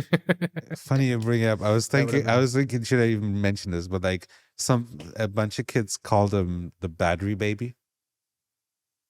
The battery baby. Because a bunch of kids went over to his place one day, and he grabbed something from like a drawer in his mom's room, and everybody was like around him, and there was just a vibrator in there. So yeah, that is stories with that kid for sure. No wonder, man. No wonder he's so like, he was probably doing that at home as well then. He probably found that vibrator and is just running around his house like, damn, I was now I there. feel bad for him. I was there. I vaguely remember that like he didn't understand what it Was it you? What? The battery baby? No. Because that's what. No, like the shit grabber. That's the same guy. Oh, okay. That's All of this is the same guy. Like I said, there's something wrong with him. okay. And in Germany, there's also I'll stop. But in Germany, there's a thing where after 4th grade, you get put into one of 3 schools. So like, there's one that goes to 9th grade, one that goes to 10th grade, and then you have the top one that goes till 13th grade. and only if you're in the top Yeah. one you can go to university. The other one you can either go to like a low grade public, like a vocational university, or you can like kind of upgrade later. And if you're in the lower one, you're kind of fucked. You can just be like a mechanic or something. We call it lehrling. Like you become like a apprentice to somebody. You can't go to school. Oh. So they do that after fourth grade. This happened in sixth. So this kid somehow, I was in the one that goes till 13th grade that lets you go to university. So somehow this fucking kid managed to grab shit and still get into the school where I'm like, okay. It was like, What the hell? I have dyslexia and shit. I had to work hard to be in the school and shit. It's like, what the fuck did this guy do? Whose shit did he grab to get in here?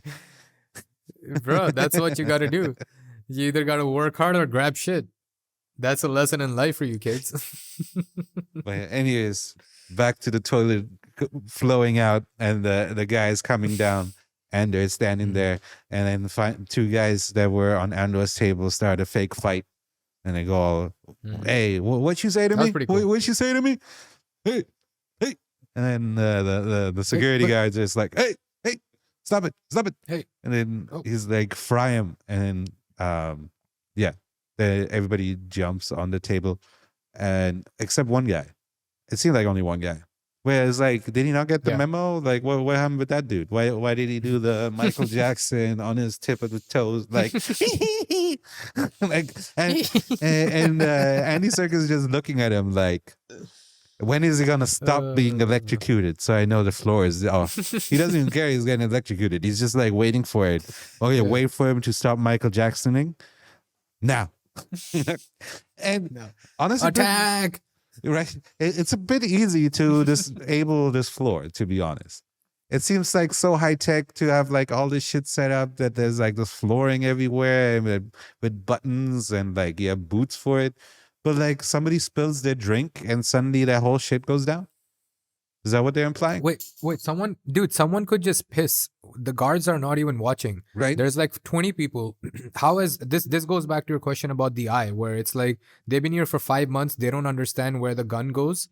Where it's like these people have been here for years. Right. No one, not one person was like, hey, we could maybe break out. The dudes are doing sign language. So why hasn't even one person tried to break out, or like one smart guy? Is Andor like that goes back to my point where it's like, why is Andor so special where Luthen wants him for this thing and now he's the one who came up with the idea? Has there not been any other people that are like as driven as Andor or as intelligent and as adaptable? If a shit grabber can get into that school, you would exactly. You would assume a shit grabber would end up in this fucking prison and probably take a piss at some point just because he's pissed off or some shit.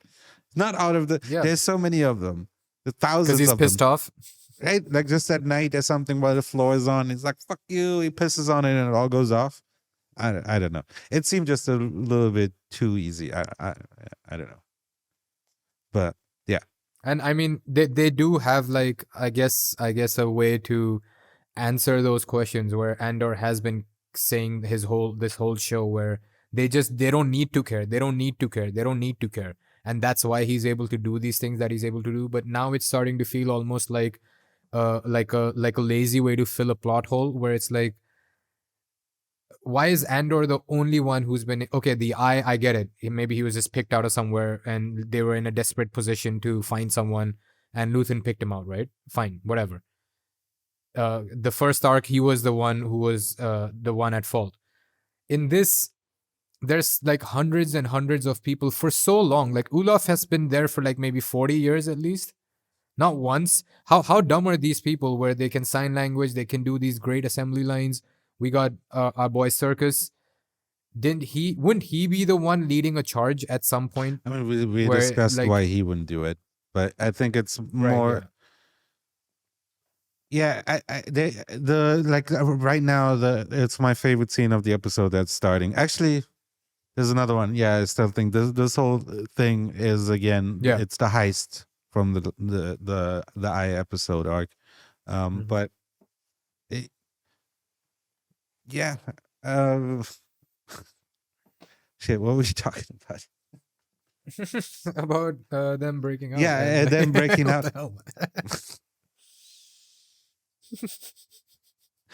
Uh, fuck. I lost my train of thought. I was gonna say something about what you Um, said. I'm sorry, man. Yeah, I'm sorry. About Andor being why is Andor so special and why is he such a central figure to this entire to all these stories? What Mm. makes him so special? I still don't understand that. Yeah, it's true. Yeah, that's what it is. I was saying that this is Mm, about to be my favorite scene and whatever, but the one thing that I didn't like as much, or one thing that I was let down by from my expectations, was in the very first episode when Andor is clocking everything. I thought we're mm, going to get something like Ocean's 11 style at the end. He's like, we need these specific mm, things to happen, and we need to do this. Like, if any of these four things or five things goes wrong, this whole plan is destroyed or something. mm. Like, but in the end, it was really just disabling the lift kind of easily and the floors, And then they just started a riot. and then it started That's right. it. They Exactly. just grabbed shit, and I was like, dude, you could have. I mean, I guess they couldn't have done that, but they could have.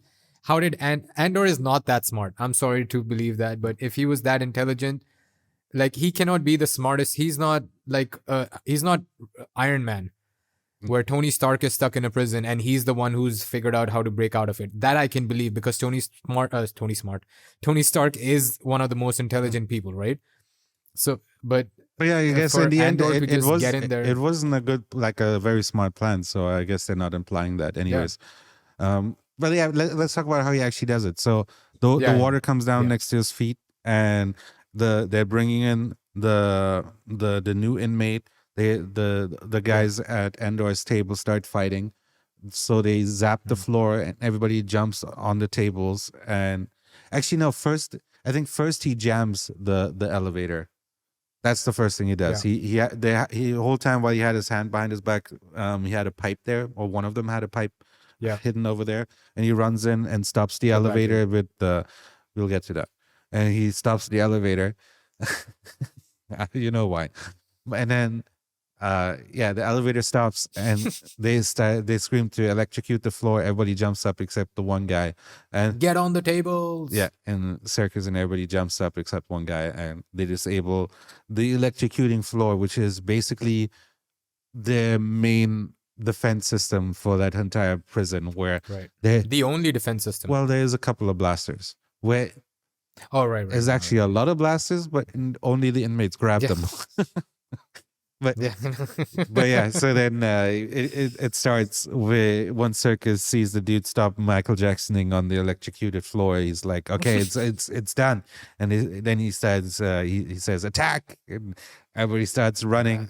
Andor and the guy who put the rod into the elevator start climbing up onto the elevator, which is now halfway enough for them to get all the way up to where the Imperials were standing and watching over everybody. And the first thing you see over there is that the guy who put the thing in, as you mentioned, a black guy, gets up and immediately gets shot. Where they set him up last episode, where we had Andor walking to the We don't even have his name right, anymore. and he had Andor walking to the toilet, and we had the guy just clocking him, making us wonder: are the inmates in it, out of it? They used him for that shot, and you're like, okay, and I guess now he's important, and he's just important enough for them to shoot him right away. First guy again. Actually, you know what? I looked. I think there's one dude that got shot right at the beginning who's just like, "Up," and he just like gets shot immediately.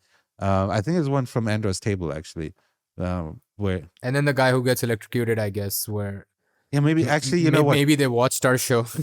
Maybe it was the guy electrocuted, then the guy dies, Mm, and then the other dude gets shot. Actually, so he's number two, right. but he's still the first one to get shot. So I agree.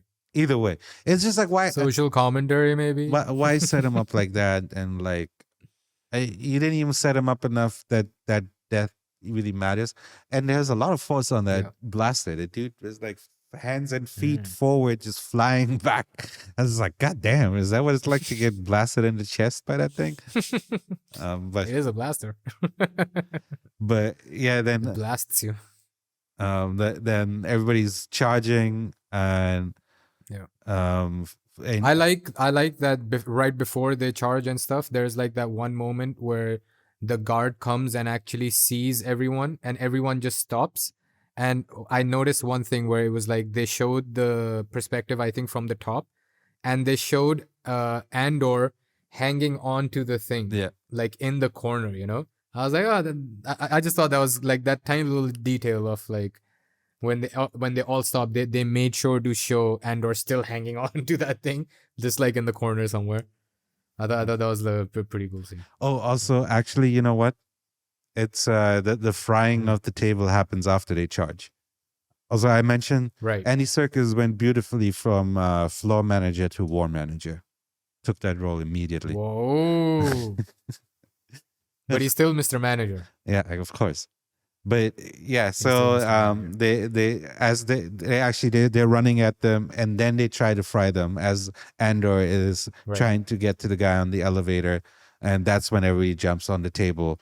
Then there's more shooting and more of them throwing stick like rods and shit at the guy. Mm.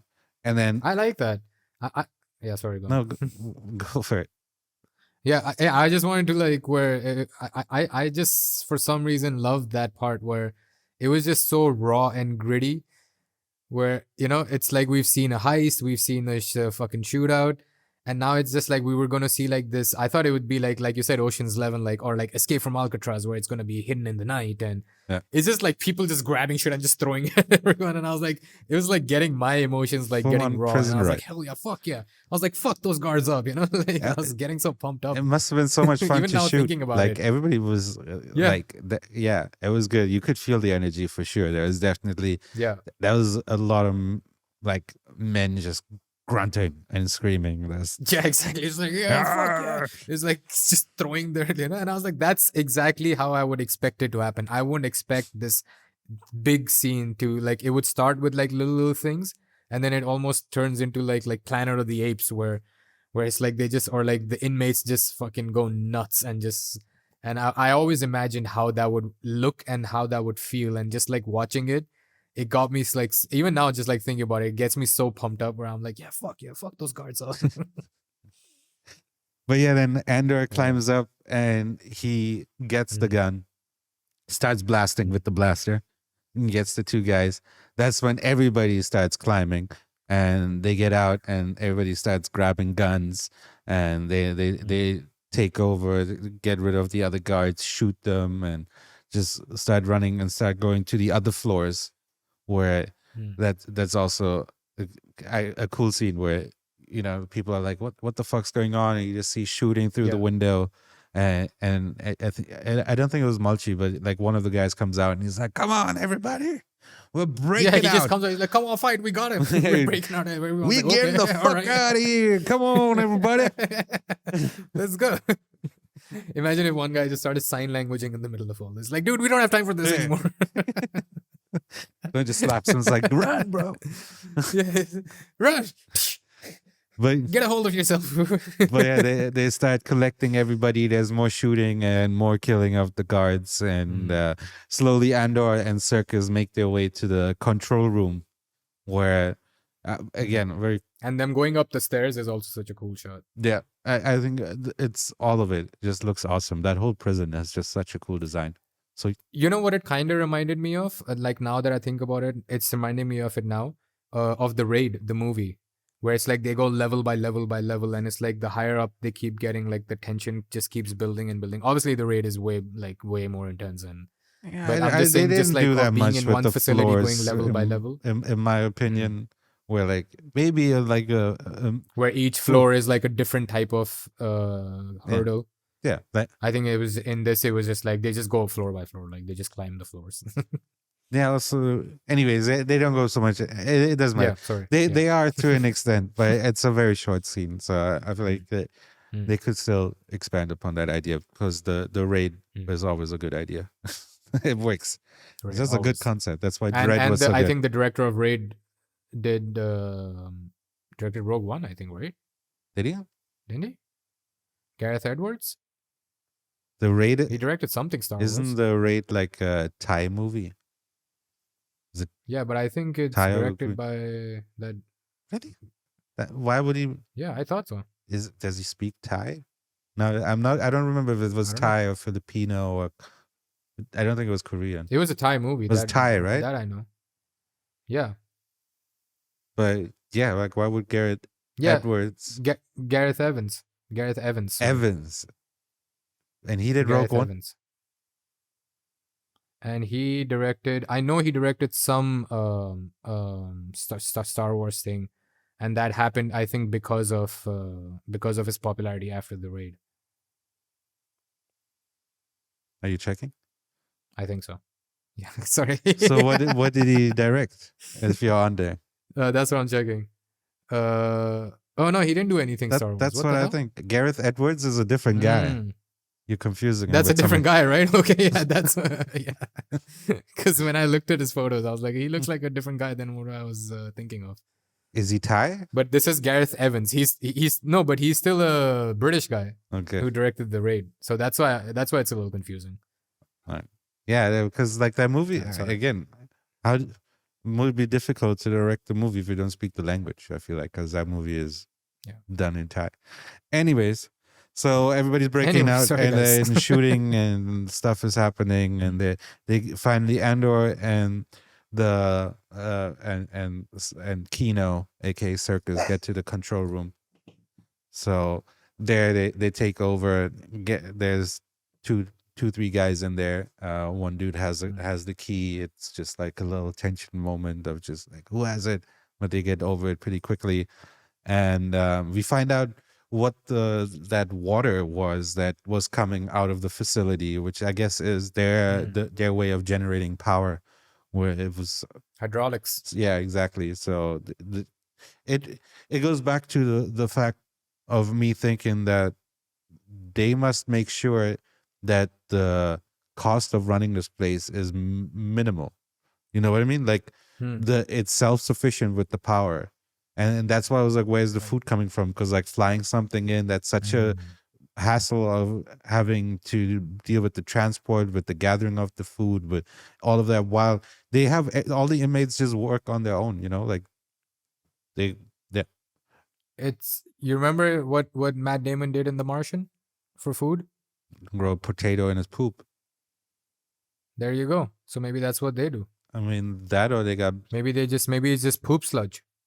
Poop or uli sludge. Instead of like, I feel like I don't know why you're so into cannibalism. What would you rather eat? Would you rather eat someone's shit or like a grounded up human being? I would probably go for the human being. Me too, probably. I wouldn't want to eat someone's shit. I'm sorry. This is not the centipede. Do you want me to eat the asparagus, Kyle? Or the cuttlefish and asparagus. The cuttlefish. And asparagus. Or the vanilla pudding. Vanilla pesto. Vanilla pesto. What is that, Kyle? You said asparagus? Cuttlefish and asparagus. Cuttlefish. I'm sorry, Kyle. Vanilla. I am allergic to cuttlefish. I'm allergic. I'm sorry, Kyle. Anyways. There you go. Now you brought it up. That's the greatest episode of all time. Human centipede. What, you didn't read the fine print? What do you mean? Nobody reads the fine print. What do you mean? Everybody reads the fine print. Oh my God, guys. So good.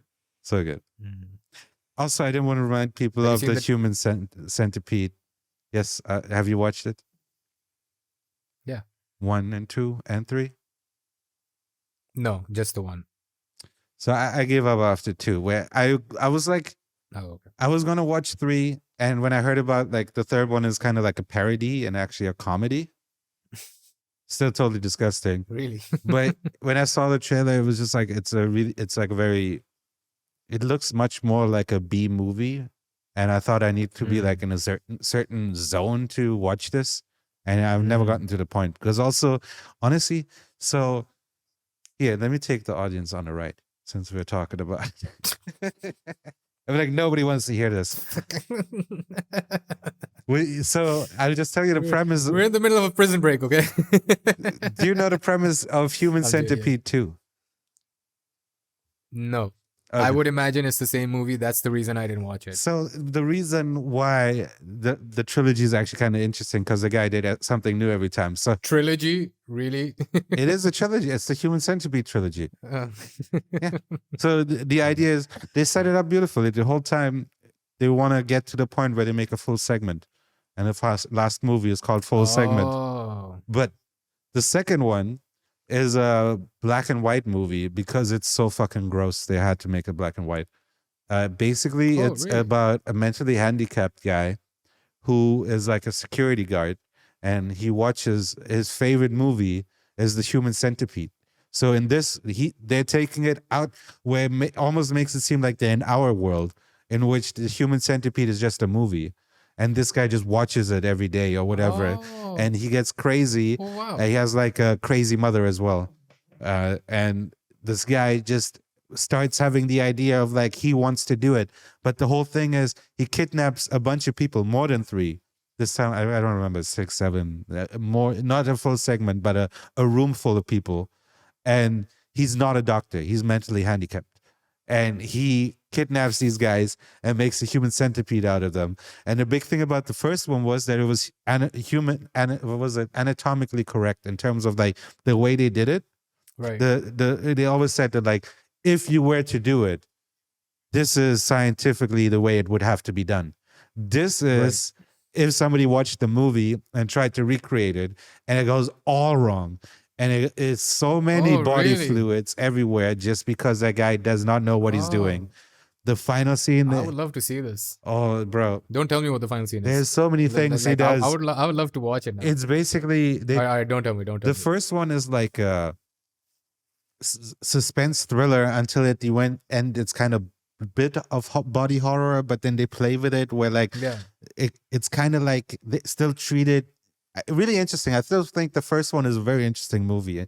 It's totally fucking disgusting, but overall there's something really interesting about it. The second one, it turns almost into a snuff film in terms of like how fucked up it gets.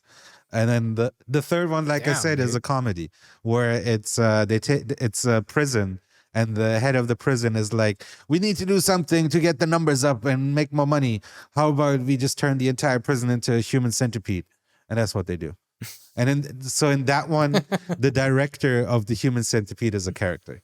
So I don't know. I haven't seen it, so I don't know if they're taking it further or if it's the same universe in which the second movie was in. But anyways, that was the Human Centipede. Go watch it and never sleep again. Anyways, where were we? We're in a control room with Andor and Kino. Wish I had seen that in the Kino. Does that make sense? In German, Kino means cinema. That's like every time I hear Kino, it's weird. Oh, really? Yeah. Wow. I was thinking what else I've heard Kino as. I can't think of. I think it's Kino in more languages than German. Is like a version of Kino. I think it means cinema, but in German, straight up, it's as we go to the Kino when we watch Star Wars. But yeah. Oh. So they get into the control room, they shut down the power, and then they turn off all the electrocuted floors everywhere, so that everybody can keep getting all the prisoners out. And then Andor is telling Kino Circus to go give a speech. Come on. And for the first time, he's like, I don't know. I don't know what I can't do it. I love that. And Andor is like, come on, man, you do this all the fucking time. Come on. You're going to become Snoke, bro. If you want to become Snoke, you better fucking do this now. Like, you got this. Come on. And it's nice where like he starts a little bit and it's kind of like really lame of him, just like, and Andor's like, come on, man. He's just like, hey, that's the best you got. So we've taken a control room, and I guess you've noticed we're like breaking out and shit. But yeah, and then so he's like, shakes it out. Come check us out, right? Like, if you feel like it, come join. No, do as you like. But then he like gets into it. And by the way, the microphones that he's talking into, it's like 2 microphones, same ones that Han Solo spoke into on the Death Star when he did this whole thing. Oh, wow! The Easter egg I like these little details. Right? They're really cool. They do it so subtly. Yeah, Yeah, and it's like it shows their actual passion for their project, where it's not like I said, they're not trying to get away from Star Wars. They're just trying to make something different within the Star Wars universe while paying all the respect to Star Wars that they can. There's a lot of people who would try to do this, make a really good show, but try to distance themselves from Star Wars because they don't want to be associated with that. No, we're adult, we're not Star Wars, but I guess we have to brand it. But these guys, like, they seem to really love their stuff, and they know, they're so knowledgeable about it. The other option would be just like, hey, look at us, look. Oh, reference member berries, member berries. Remember Yeah. this? Remember this? That's Yeah. which is what Rogue One was. Right. Yeah. So like, Rogue One was all member they berries. do it really subtly here, and it works great. Mm. Also, I thought like this whole prison break kind of reflects a rebellion. Like we have a rebellion right here. Yeah, it is. It is we watch a start of a rebellion right now, which is fucking awesome. Where again, I really hope that this is the show where it's just all about they should have just called it. They already have rebels, but like Andor, Dawn of the Rebellion or something. It would be a spoiler. Dawn of Justice. Something. It would be a spoiler of where the show is going. But I have a feeling that this is kind of what, because of how there is no Rebel Alliance right now, and by A New Hope there is one, right? So by the end of the show, there is a unified rebellion. So this has to be the show where they go really into it, and I fucking love that. I did not expect them to do the whole Imperial breakdown of how the bureaucracy of the Imperials work, which I fucking love as well. This is awesome. Like again, it should, like, this is how it's going to be sold once all of this is done. We're still in like the beginning phase of all of this, but once Andor is done, you're going to tell Star Wars fans like, yo, you want to see the beginning of the rebellion and the Imperials of the original trilogy, of like how did we get to that point with Darth Vader and everything? This is the fucking thing you need to watch for that. Dawn of Hope. And Dawn of a New Hope. A new dawn. Dawn of a New Hope. A new dawn of hope. Where the movie that came out before A New Hope. Yeah. They should just name it that. One day, one of us will have to watch the animated series. I wish the animation style was a little different. I'll watch it. And just tell me the episodes I really need to watch, because I know that all of this. Then I won't watch it. Oh. I thought we'll watch it for the pod. Oh yeah, for the pod, but like you let me know what I need to watch. Yeah. There's like hundreds of episodes. Oh, what the hell, dude! I have like 26 shows that I need to catch up on. But I know that a lot of these things, they have been actually, like the earlier story of like the actual origins of it are all done in those shows. So I'm just glad we get some live action of it, even though, and it's still a very interesting part where, like, yes, there's already some sort of rebellion, but they're not aligned.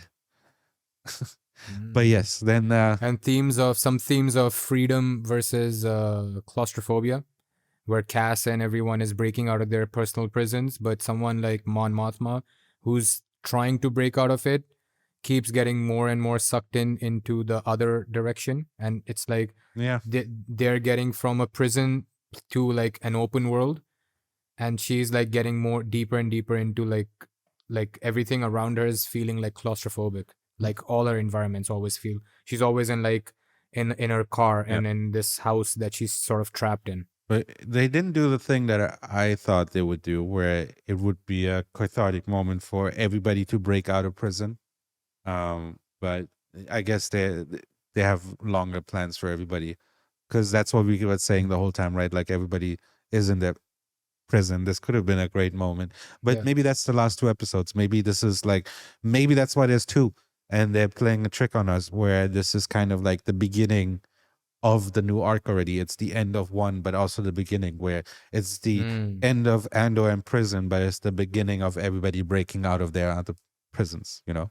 Where like first we got Andor in episode 1, now maybe next episode we get Luthen or Mothma, and then by the end, what about Cyril, you know?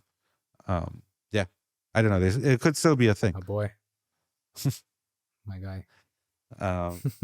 But yeah, I missed that guy. Then everybody's running out of the prison, and we have the big chant, "One way out, one way out, one way out." And I was like, Just fucking cheering with those guys, dude.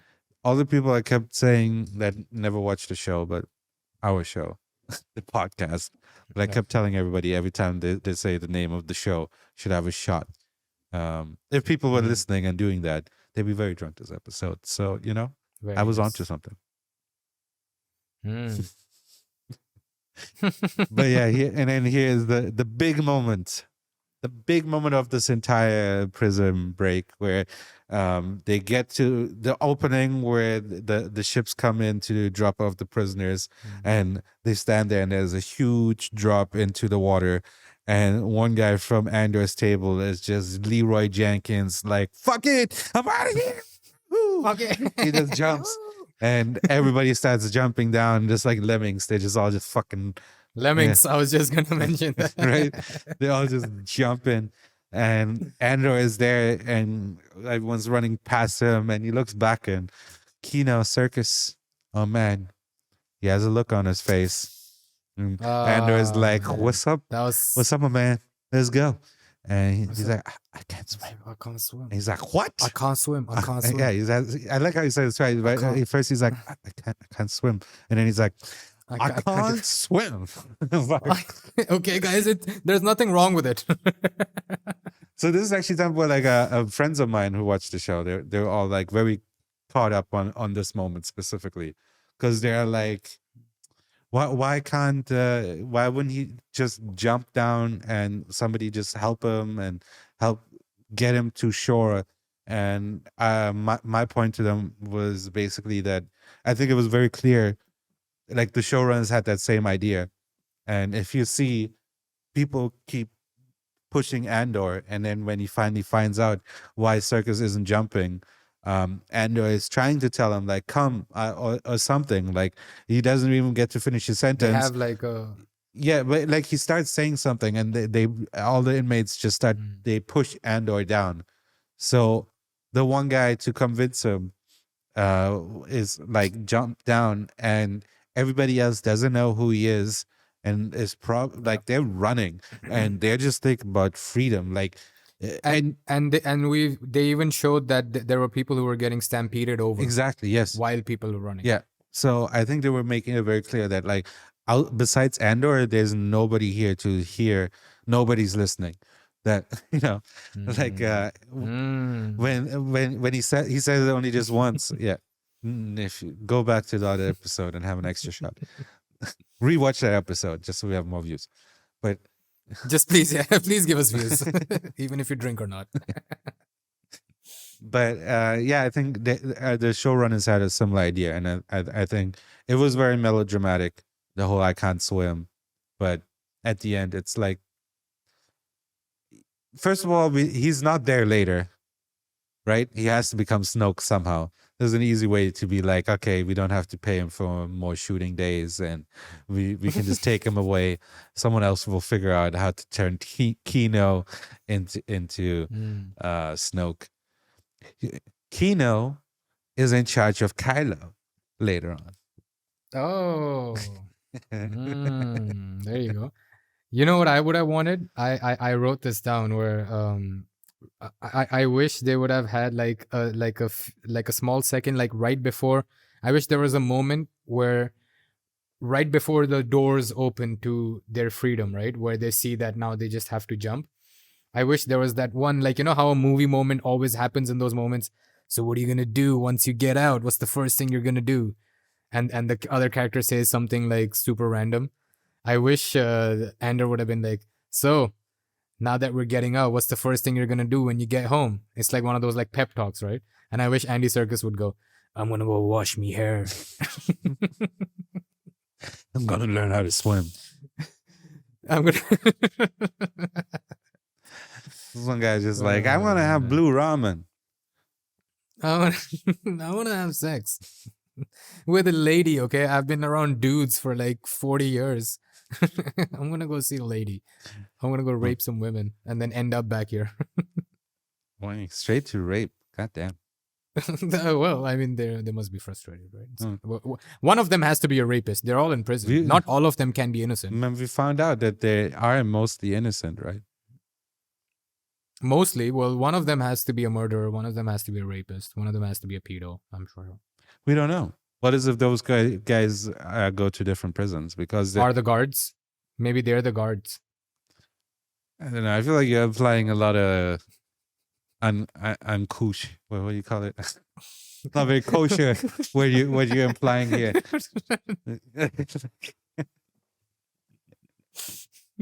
So as we were saying, it was very melodramatic.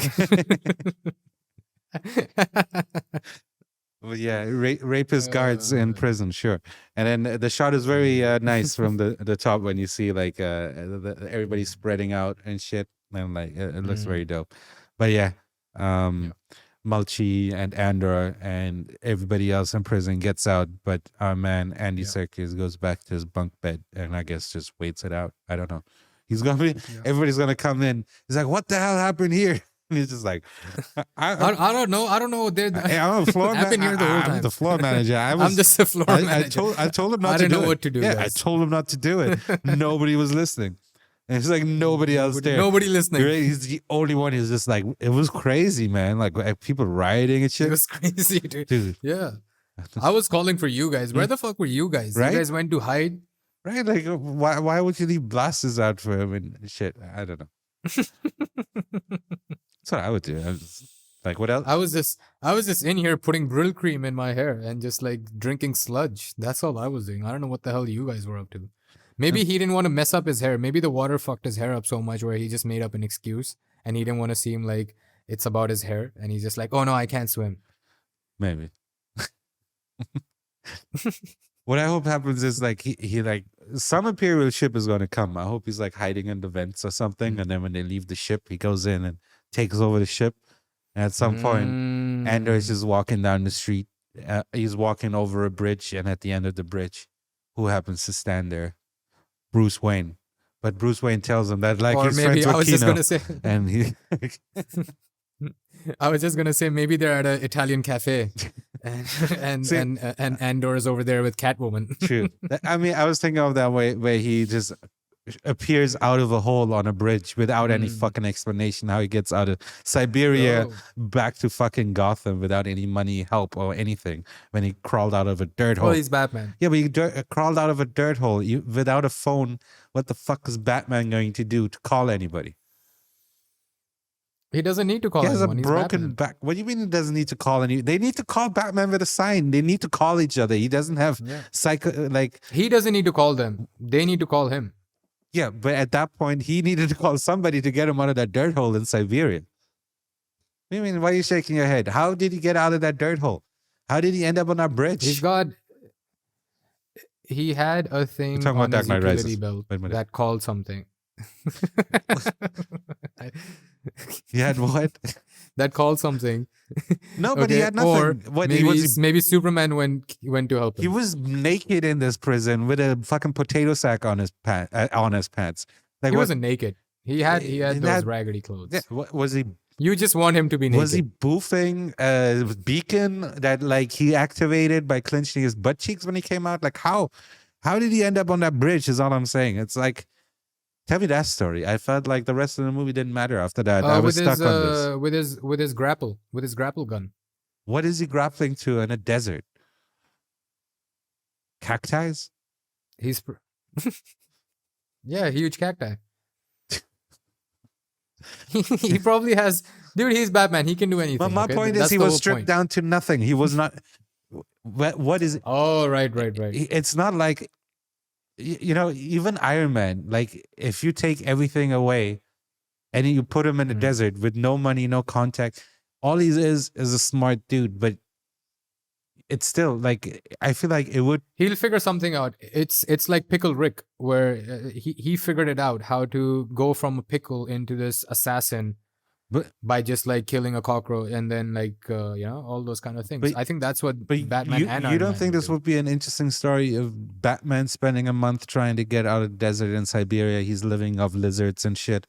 It's like man versus wild. Yeah, that would be fun. I'll agree on that. It's like Naked and Afraid. Get him naked. Yeah. This is wrong. It's like the first Iron Man where he's in a cave where Batman would just be on a desert. But see, he at least had stuff to build a suit. No, but I'm just saying, like, from a story standpoint, Yeah. where it would be a very interesting story. Yeah. I've never thought of that. Bear Grylls, aka Bruce Wayne. Mm. But yeah, so that's the breakout. Amazing scene, great scene, great scene. I loved all of it. Amazing. Like a great Yeah. breakout. Like I said, very unexpected in terms of like how they did it, and it was fun. It was There was energy. a one moment in the control room where when they shut off all the power, for 1 second there's only like the buttons that are lit up. Yeah. And I thought that was super cool. It like, I think I've seen that same scene, like, where everything's dark and just like a bunch of colorful buttons. And then it took me back to when they shut off all the light pollution in the eye. And I thought maybe like that's like symbolic of whenever they have this thing, they shut off the empire, from a tiny standpoint. I mean, it was that thing we were talking about. I think it was last episode with the whole theme of light and dark, where lights on, lights off. So I think, Yeah. the fact that it keeps happening, they might be playing with it. But yeah, then we get to the other amazing scene, and the super unexpected. The best scene. Yeah, what? Somehow the best scene. Yeah, actually, that's what I was saying. I was torn. I still like the Prison Break because of just the energy, but this Yeah, is so dope. We basically cut to an Imperial officer in a hood, in the hood rather, like straight up out in the streets, and he gets on a space elevator and gets something where, And even the way the scene is cut, it's like you see him like freaking out, and the shots are like I don't know, like that's like that heavy cut, like jump cuts. yeah, like he's definitely looking over his shoulder and he's very on edge. Yeah. You're wondering, I didn't get even like that it was the guy from the office from the table with Dedra right away, right? Like I've it only like a little bit in. Dwight? Is that his name? But like throughout the scene, No, slowly. because you said The Office. I mean, the Imperial office. What else do you call it?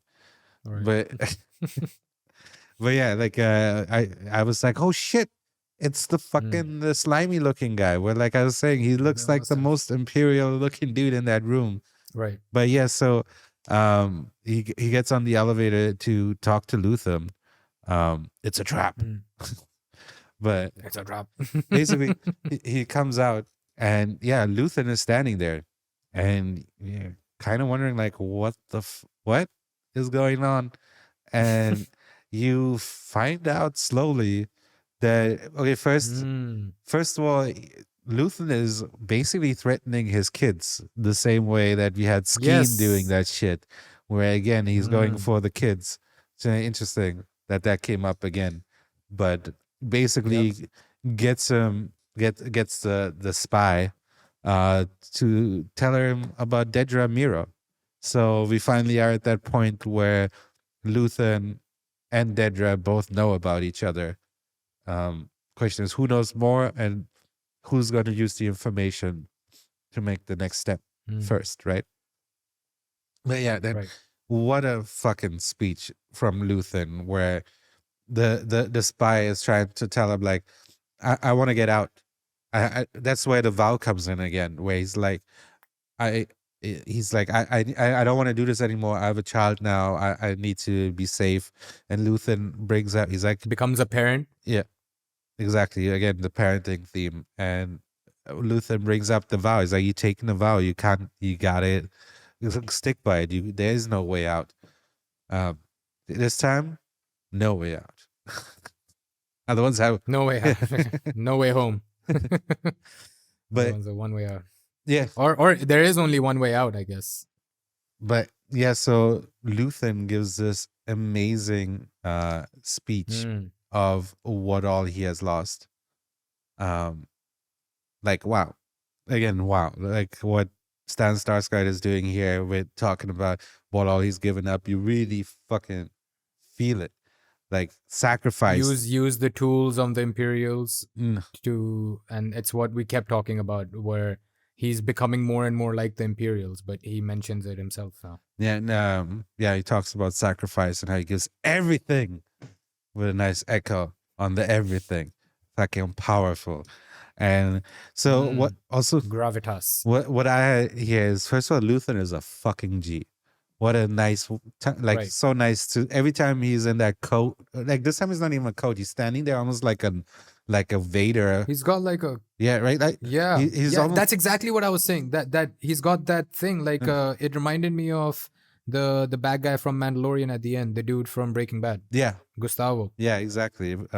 It looked like some like a imperial bad guy, and Mm. the first thing I wrote about this scene as it's going on, I was like, this is basically The Departed in space right now. And then I questioned. I was like, Yes. if it is Departed, is Luthen Jack Nicholson or Martin Sheen? And then we find out that Luthen has been giving the spy information as well. So he's definitely Mm. the Jack Nicholson in Jack. this, right? Which I thought it's an Right. interesting turn where it's like it goes back to who are the good guys in this. And Yeah. it goes back to like he mentioned, sacrifice also, of what are these guys willing to sacrifice, where Mothra is willing to sacrifice her daughter. Like Luthen is willing to sacrifice anybody, it's almost sounds like. He's has a mission and that's the only thing that matters. But yeah. Oh, amazing overall. So I'm glad you brought up Jack Nicholson in The Departed, because I was actually thinking of it from the point of view where first when I heard the speech, right, I was like moved and like just fucking like speechless, I guess, after his speech, where it was so great, right? And then I started thinking about it more and more, and I started thinking, I was like, he sounds like a mafia boss where he's been grooming a child into something. And then I was like, he almost is like same like parallels with Davo, the thug, where they're also sort of like scheming their way into the thing. And then I started thinking, I'm like, is he just being manipulative? Was this whole speech just a manipulation to make sure that this dude is just stays with him? You never And know. it started taking me back to where when he convinces Cassian in the ship in episode 4, where he gives him this great speech, and he gives him the sky carbide crystal, and we're like, wow, man, like he's instilling hope into Cassian. And then I was like, well, was he just manipulating him just to get him to do what he wanted to do? Yeah. And then he's disposable. And then it also the moment of like the night before Aldani, where we see him like vulnerable. He's like checking the comms, right, over and over again, and we see him like he's like scared for someone, and it's implied that he's scared for Vel, where Clea's like asking him like stop, and he's kind of scared. Where I was I thought thinking he like, was was just worried about the plan. about the plan, right? So I first thought that he was worried about Vel, because I got like daughter vibes, the father daughter vibes, where I was like, he doesn't care about anyone other than her. But then now when I'm just thinking back and looking at all his moments with all these characters that he's been just manipulating, he manipulated Mon Mothma just like that in all the scenes. Yeah. It Where goes I'm back like, to the it very beginning at the first yeah, episode. go We on. were saying that we can't trust anything anybody is saying, from Andor to Mm-hmm. him. The only time we've seen him actually be probably normal Luthen is when he has the wig on and talks to his assistant. Everything else you got to take with a grain of Right. salt, because we know Mm. that he will do anything to get people to do what he Yeah. needs. For me, I was way more stuck like on before the speech started. I was very much just like focusing on the dynamic between the guys and the exact things that they were saying, where that's where I was getting that vibe where it's like, oh, you before the speech started, I already had noted down that he's the Jack Nicholson in all this. Like he's not a Mm. fucking good guy. So like the speech hit me also differently. Where like it's so good you forget about it at first and you're like, oh, fuck, man, he's really giving up most. But also afterwards, I had that Yeah. same thought then, where it's just like, can't trust him. You never know. Yeah. But yeah, and then after that scene, The final we scene. just see Andor and Mulchi running out into the 2 moons and 1 planet, where Oh, I thought it was 3 moons. I think one of them is a planet, because actually Okay.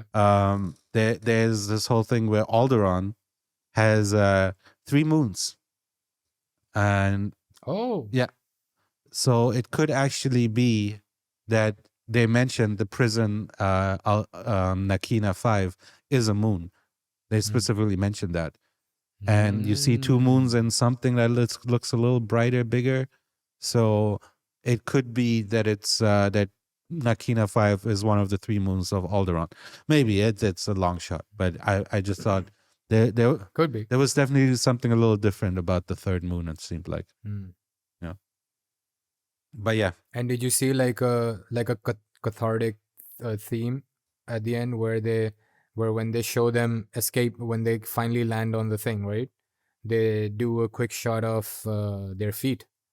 So it's like they were bare feet in this cold, electrocuted floors, and now they've thematically escaped onto just pure earth, like pure land, you know. And now their bare feet are touching with the. And it's gonna fucking hurt running through the wilderness with bare feet. All the splinters they're getting into those fucking bunions. Goddamn. Now that is suffering. They've been on like some cool floors, clean, cool floors. I mean, they're going to suffer for the rebellion without any fucking socks on. Oof. But yeah, and then cut to credits, and that's episode 10. One way out. One way. Everybody at home. One way out. No, okay. I feel like people need to first watch before I start a chant with everybody. Yeah. Guys, we're totally fine. Enough people are watching us. We're really just joking. Don't worry. We're totally not crying at night when we go to sleep. Yeah, we're not desperate. No. Okay, we don't need you. Yeah, it's a joke. If you don't feel like watching, maybe tell somebody that feels like watching. Anyway, dude, if Andor can get viewers, what the fuck are we gonna do? Right? Tell people they don't need to watch Andor. They can just watch us, and we'll take them through it. Yeah, exactly. But all right, so that's episode 10, Shabz. Any thoughts on the episode? Any final thoughts before we end this week's episode? I don't think so. I think I mentioned everything. It was amazing. I think like I complained about the first episode of this arc, and like I felt this now for the third time in this whole show, where it's like a payoff like this makes the whole setup so much more worth it, you know? Where now if I go back and watch it, like I haven't done any reviewings of it, but if I go back and watch it, I know like, oh, all of this setup is going to be amazing. Like the payoff for it is going to be amazing. And a payoff is only as good as its setup. So well, we can't complain one way or the other. Any final predictions or hopes for the next 2 episodes? Next 2 episodes, the finale, final 2. Yeah. What do you think is going to happen? Or what do you what do you want to happen, and what do you think is going to happen? I feel like those are 2 different things. Wow. I actually haven't really thought it through that much, where I have no idea, because now it's 2 episodes, so I don't know. Like you said, maybe they do this episode was like a double header in terms of being a climax and a setup for the next finale. But I think the next episode they're gonna interconnect all the stories, and then the 12th episode is gonna be the finale of it, where I think, I don't know, man. Like there's so much open-ended stuff where I'm not really sure where it's gonna go. And like now that I know that if I didn't know that there's gonna be a season 2, I would have thought like, oh, how are they gonna end the show, right? And then maybe they'll think about season 2. But now that they have a season 2, I don't know who all they want to keep, who all they're going to keep, and they can't bring all the storylines to a close, because then what will they have for season 2? But then, as we've seen, they've literally shown us 3 different types of stories within one show, and still made a way to connect it and have an arc. So I don't know, man. I'm just excited to see how they put a bow on this whole show. Yeah, this whole season. My hope is that we do get a big, satisfying finale to the season, not just a tease, something that is as exciting as this week's episode and as all the other climaxes from the 3 episode arcs. Give us something for the whole season that's on that level, that we can feel satisfied in, that like like you said, something that closes all of this up that happened. But at the same time, like you said, there's so many open threads I think a lot of it is set up for season 2 and where those characters will go Right. next season. And that's my prediction on what is probably going to happen, is that a lot of the stuff will not get resolved. And yeah, my hope is that Right. we do get a big finale. Cause there's like a couple of hunts that are on: a hunt for Cass, a hunt for Luthen, Luthen's plans. I don't know what Cass is trying to do. Cass is probably trying to get back to Morlana, to Marva, and then their whole stuff. There's a lot of stuff that's still really open ended. Where I hope, like you said, I hope that it's not just a setup for season 2. I hope they bring to a good climax for the season, and then have things set up for season 2. Yeah, me too. I hope that Forrest Whitaker and Luthen get to their thing. But yeah, so that is one thing. I really hope that could happen. That is not going to happen, but I hope it would happen. You mentioned Darren Brown, and you explained that he's a mentalist, and that got me thinking to how cool would it be if Darren Brown, you said you wanted to make a cameo, and how cool would it be for him to get into like a Jedi mind trick battle with the Jedi? He's doing his mentalist things, and the Jedi are doing his Jedi mind tricks, and they have like a Cartman psychic battle like that he has with other psychics. I really now I really want that to happen. I would stop watching Star Wars and just watch this episode every day of my life. Yes. Right? It would be amazing to see some guy, a mentalist, who's known to that these are illusions, and how he would counteract a Jedi with Jedi mind tricks. These are not the droids you're looking for. I don't know if you... Or yes, is it not the droids you're looking for? Or is it the triangle with the think of a shape? He's like, weirdly enough, yesterday I drew a picture, and it's exactly these droids. Dun, dun, dun. It's exactly these, and it's like droids with giant tits and Circus's hair. Oh man, I would love for that to happen. That's my one hope. I don't care what else happens. I hope that happens. I hope they do something clever with Jedi mind tricks and a mentalist or a magician. With Darren Brown specifically. But a mentalist would be cooler because of Darren Brown specifically. Exactly. Yeah. Gotta do it. That's my hope. Maybe he was already there. Maybe he was like an alien or something. I gotta look into this. But that was episode 10. One Way Out. Catch us next week. One Way for Out. When we see the penultimate episode. I haven't checked yet what it's called, but looking forward to it.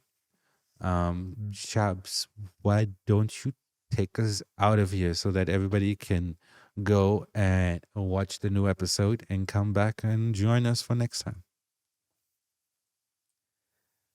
If I take you guys out, but can you swim?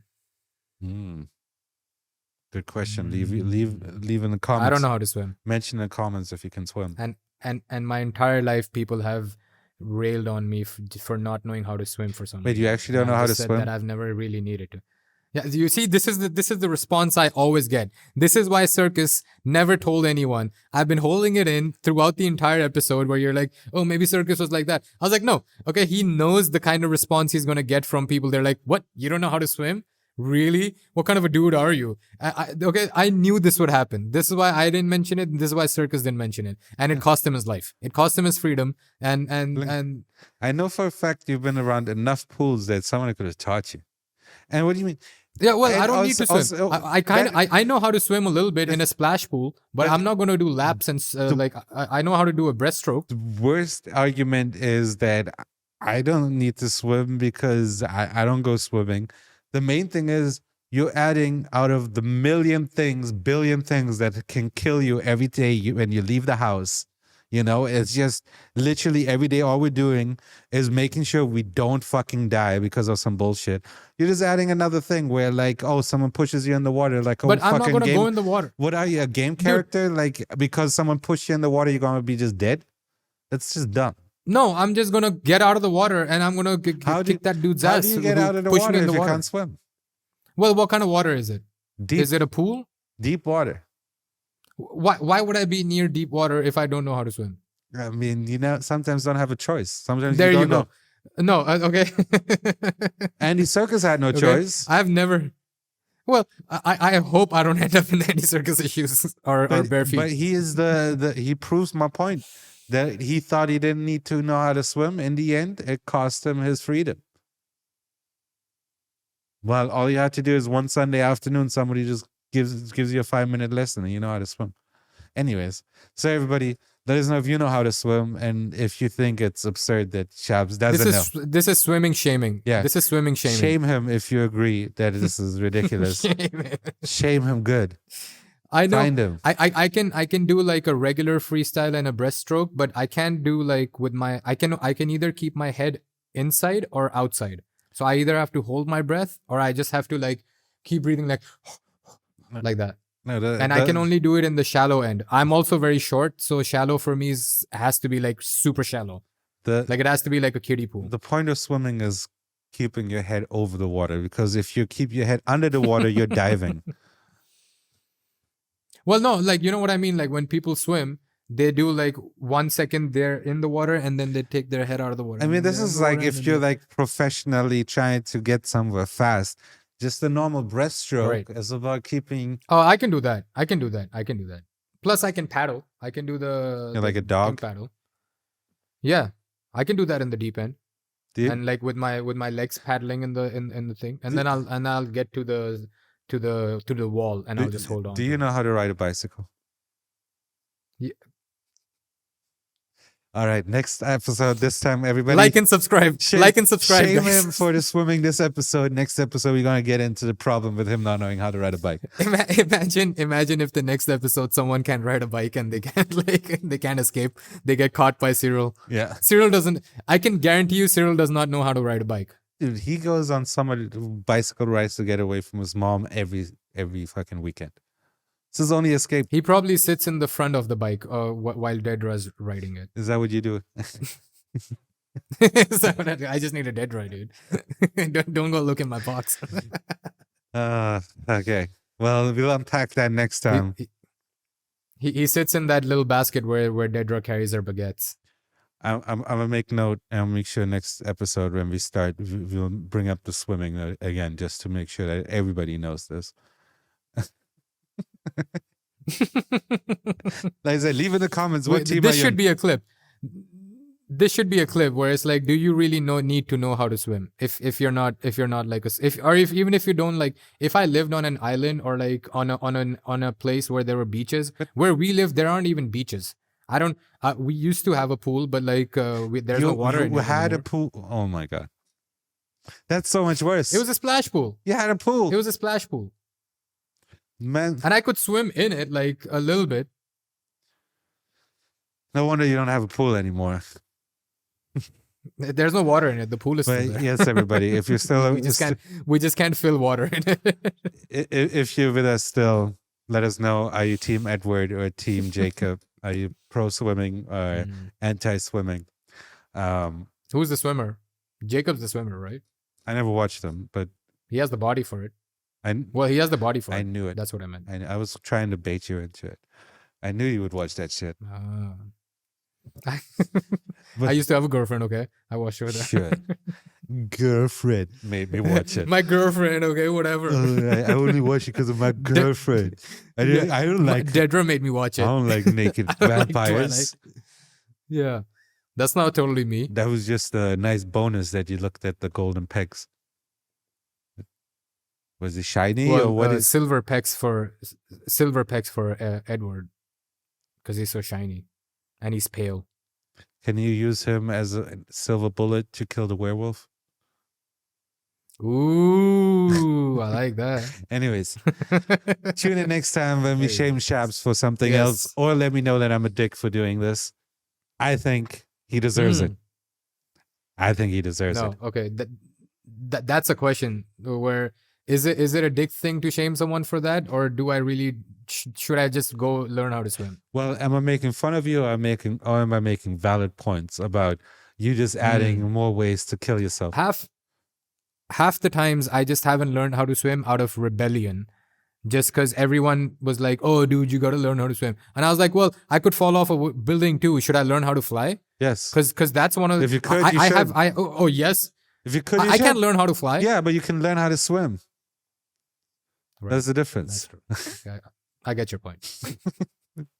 If you, Thank God no one ever brought that up. if you could learn how to fly, then yeah, you should probably learn how to fly. That's true. Right? If we could, I would learn how to fly, actually. Everyone would. Right? Just flap your arms, I guess, yeah. We'll get into that next time. What would you give up to fly? We'll get into it. Shabz, take us out of here we'll before we find out something else you don't know that you should totally know. But you know, I only want, yeah. Some other embarrassing details about me not knowing life skills. It's like if you had a good reason for it, you know, I'd let it slide. But you're literally just like, oh, people told me to. It's like they don't benefit from you learning how to swim. They're trying to help you. You're the only one who benefits from this. No one was trying to help me. I think that's the problem. I think that's a bigger conversation that should be had, was where no one tried to help me. Everyone did what you did, was shame me. And I, out of rebellion, was like, you know what? Now I'm not going to learn how to swim. And I'm going to not survive. And the joke is going to be on you. Joke's on you because you're the one who's going to be stuck on the raft. I'm going to be flapping around. Like You're going to be turned into Snoke. All right, Shabz, take us out of here. All right, man. All right, guys. All right. Thanks for tuning in, guys. Hope you tuned in. And thanks for that, I guess. Let us know what you think about all that we said. Please like, subscribe, check out all our videos. Check out our audio podcasts on Apple Podcasts, on the other services. We got videos up on Spotify. We got some clips. We got highlights up on YouTube if you want to just check those out. We're doing news pods. We're doing all kinds of pop culture news. Check us out. Leave us comments. Leave us feedback. There have been people who have been adding to conversations on our videos. We love that. We would.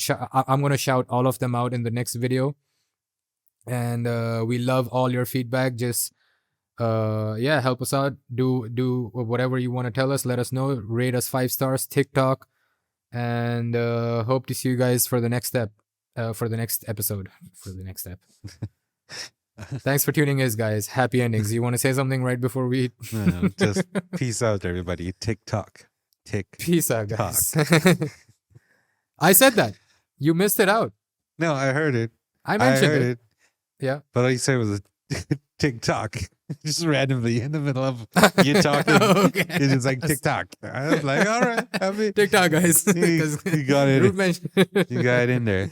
I just keep remembering you doing this, and I'm like, that's not a timeout. Okay. That's a TikTok. I get it. I just remember this. TikTok. And I've been doing episode 10 the whole night. So TikTok. All right, guys. Happy endings. I don't know why I did this. Wu-Tang. TikTok. Peace out, guys. Take care. Happy endings.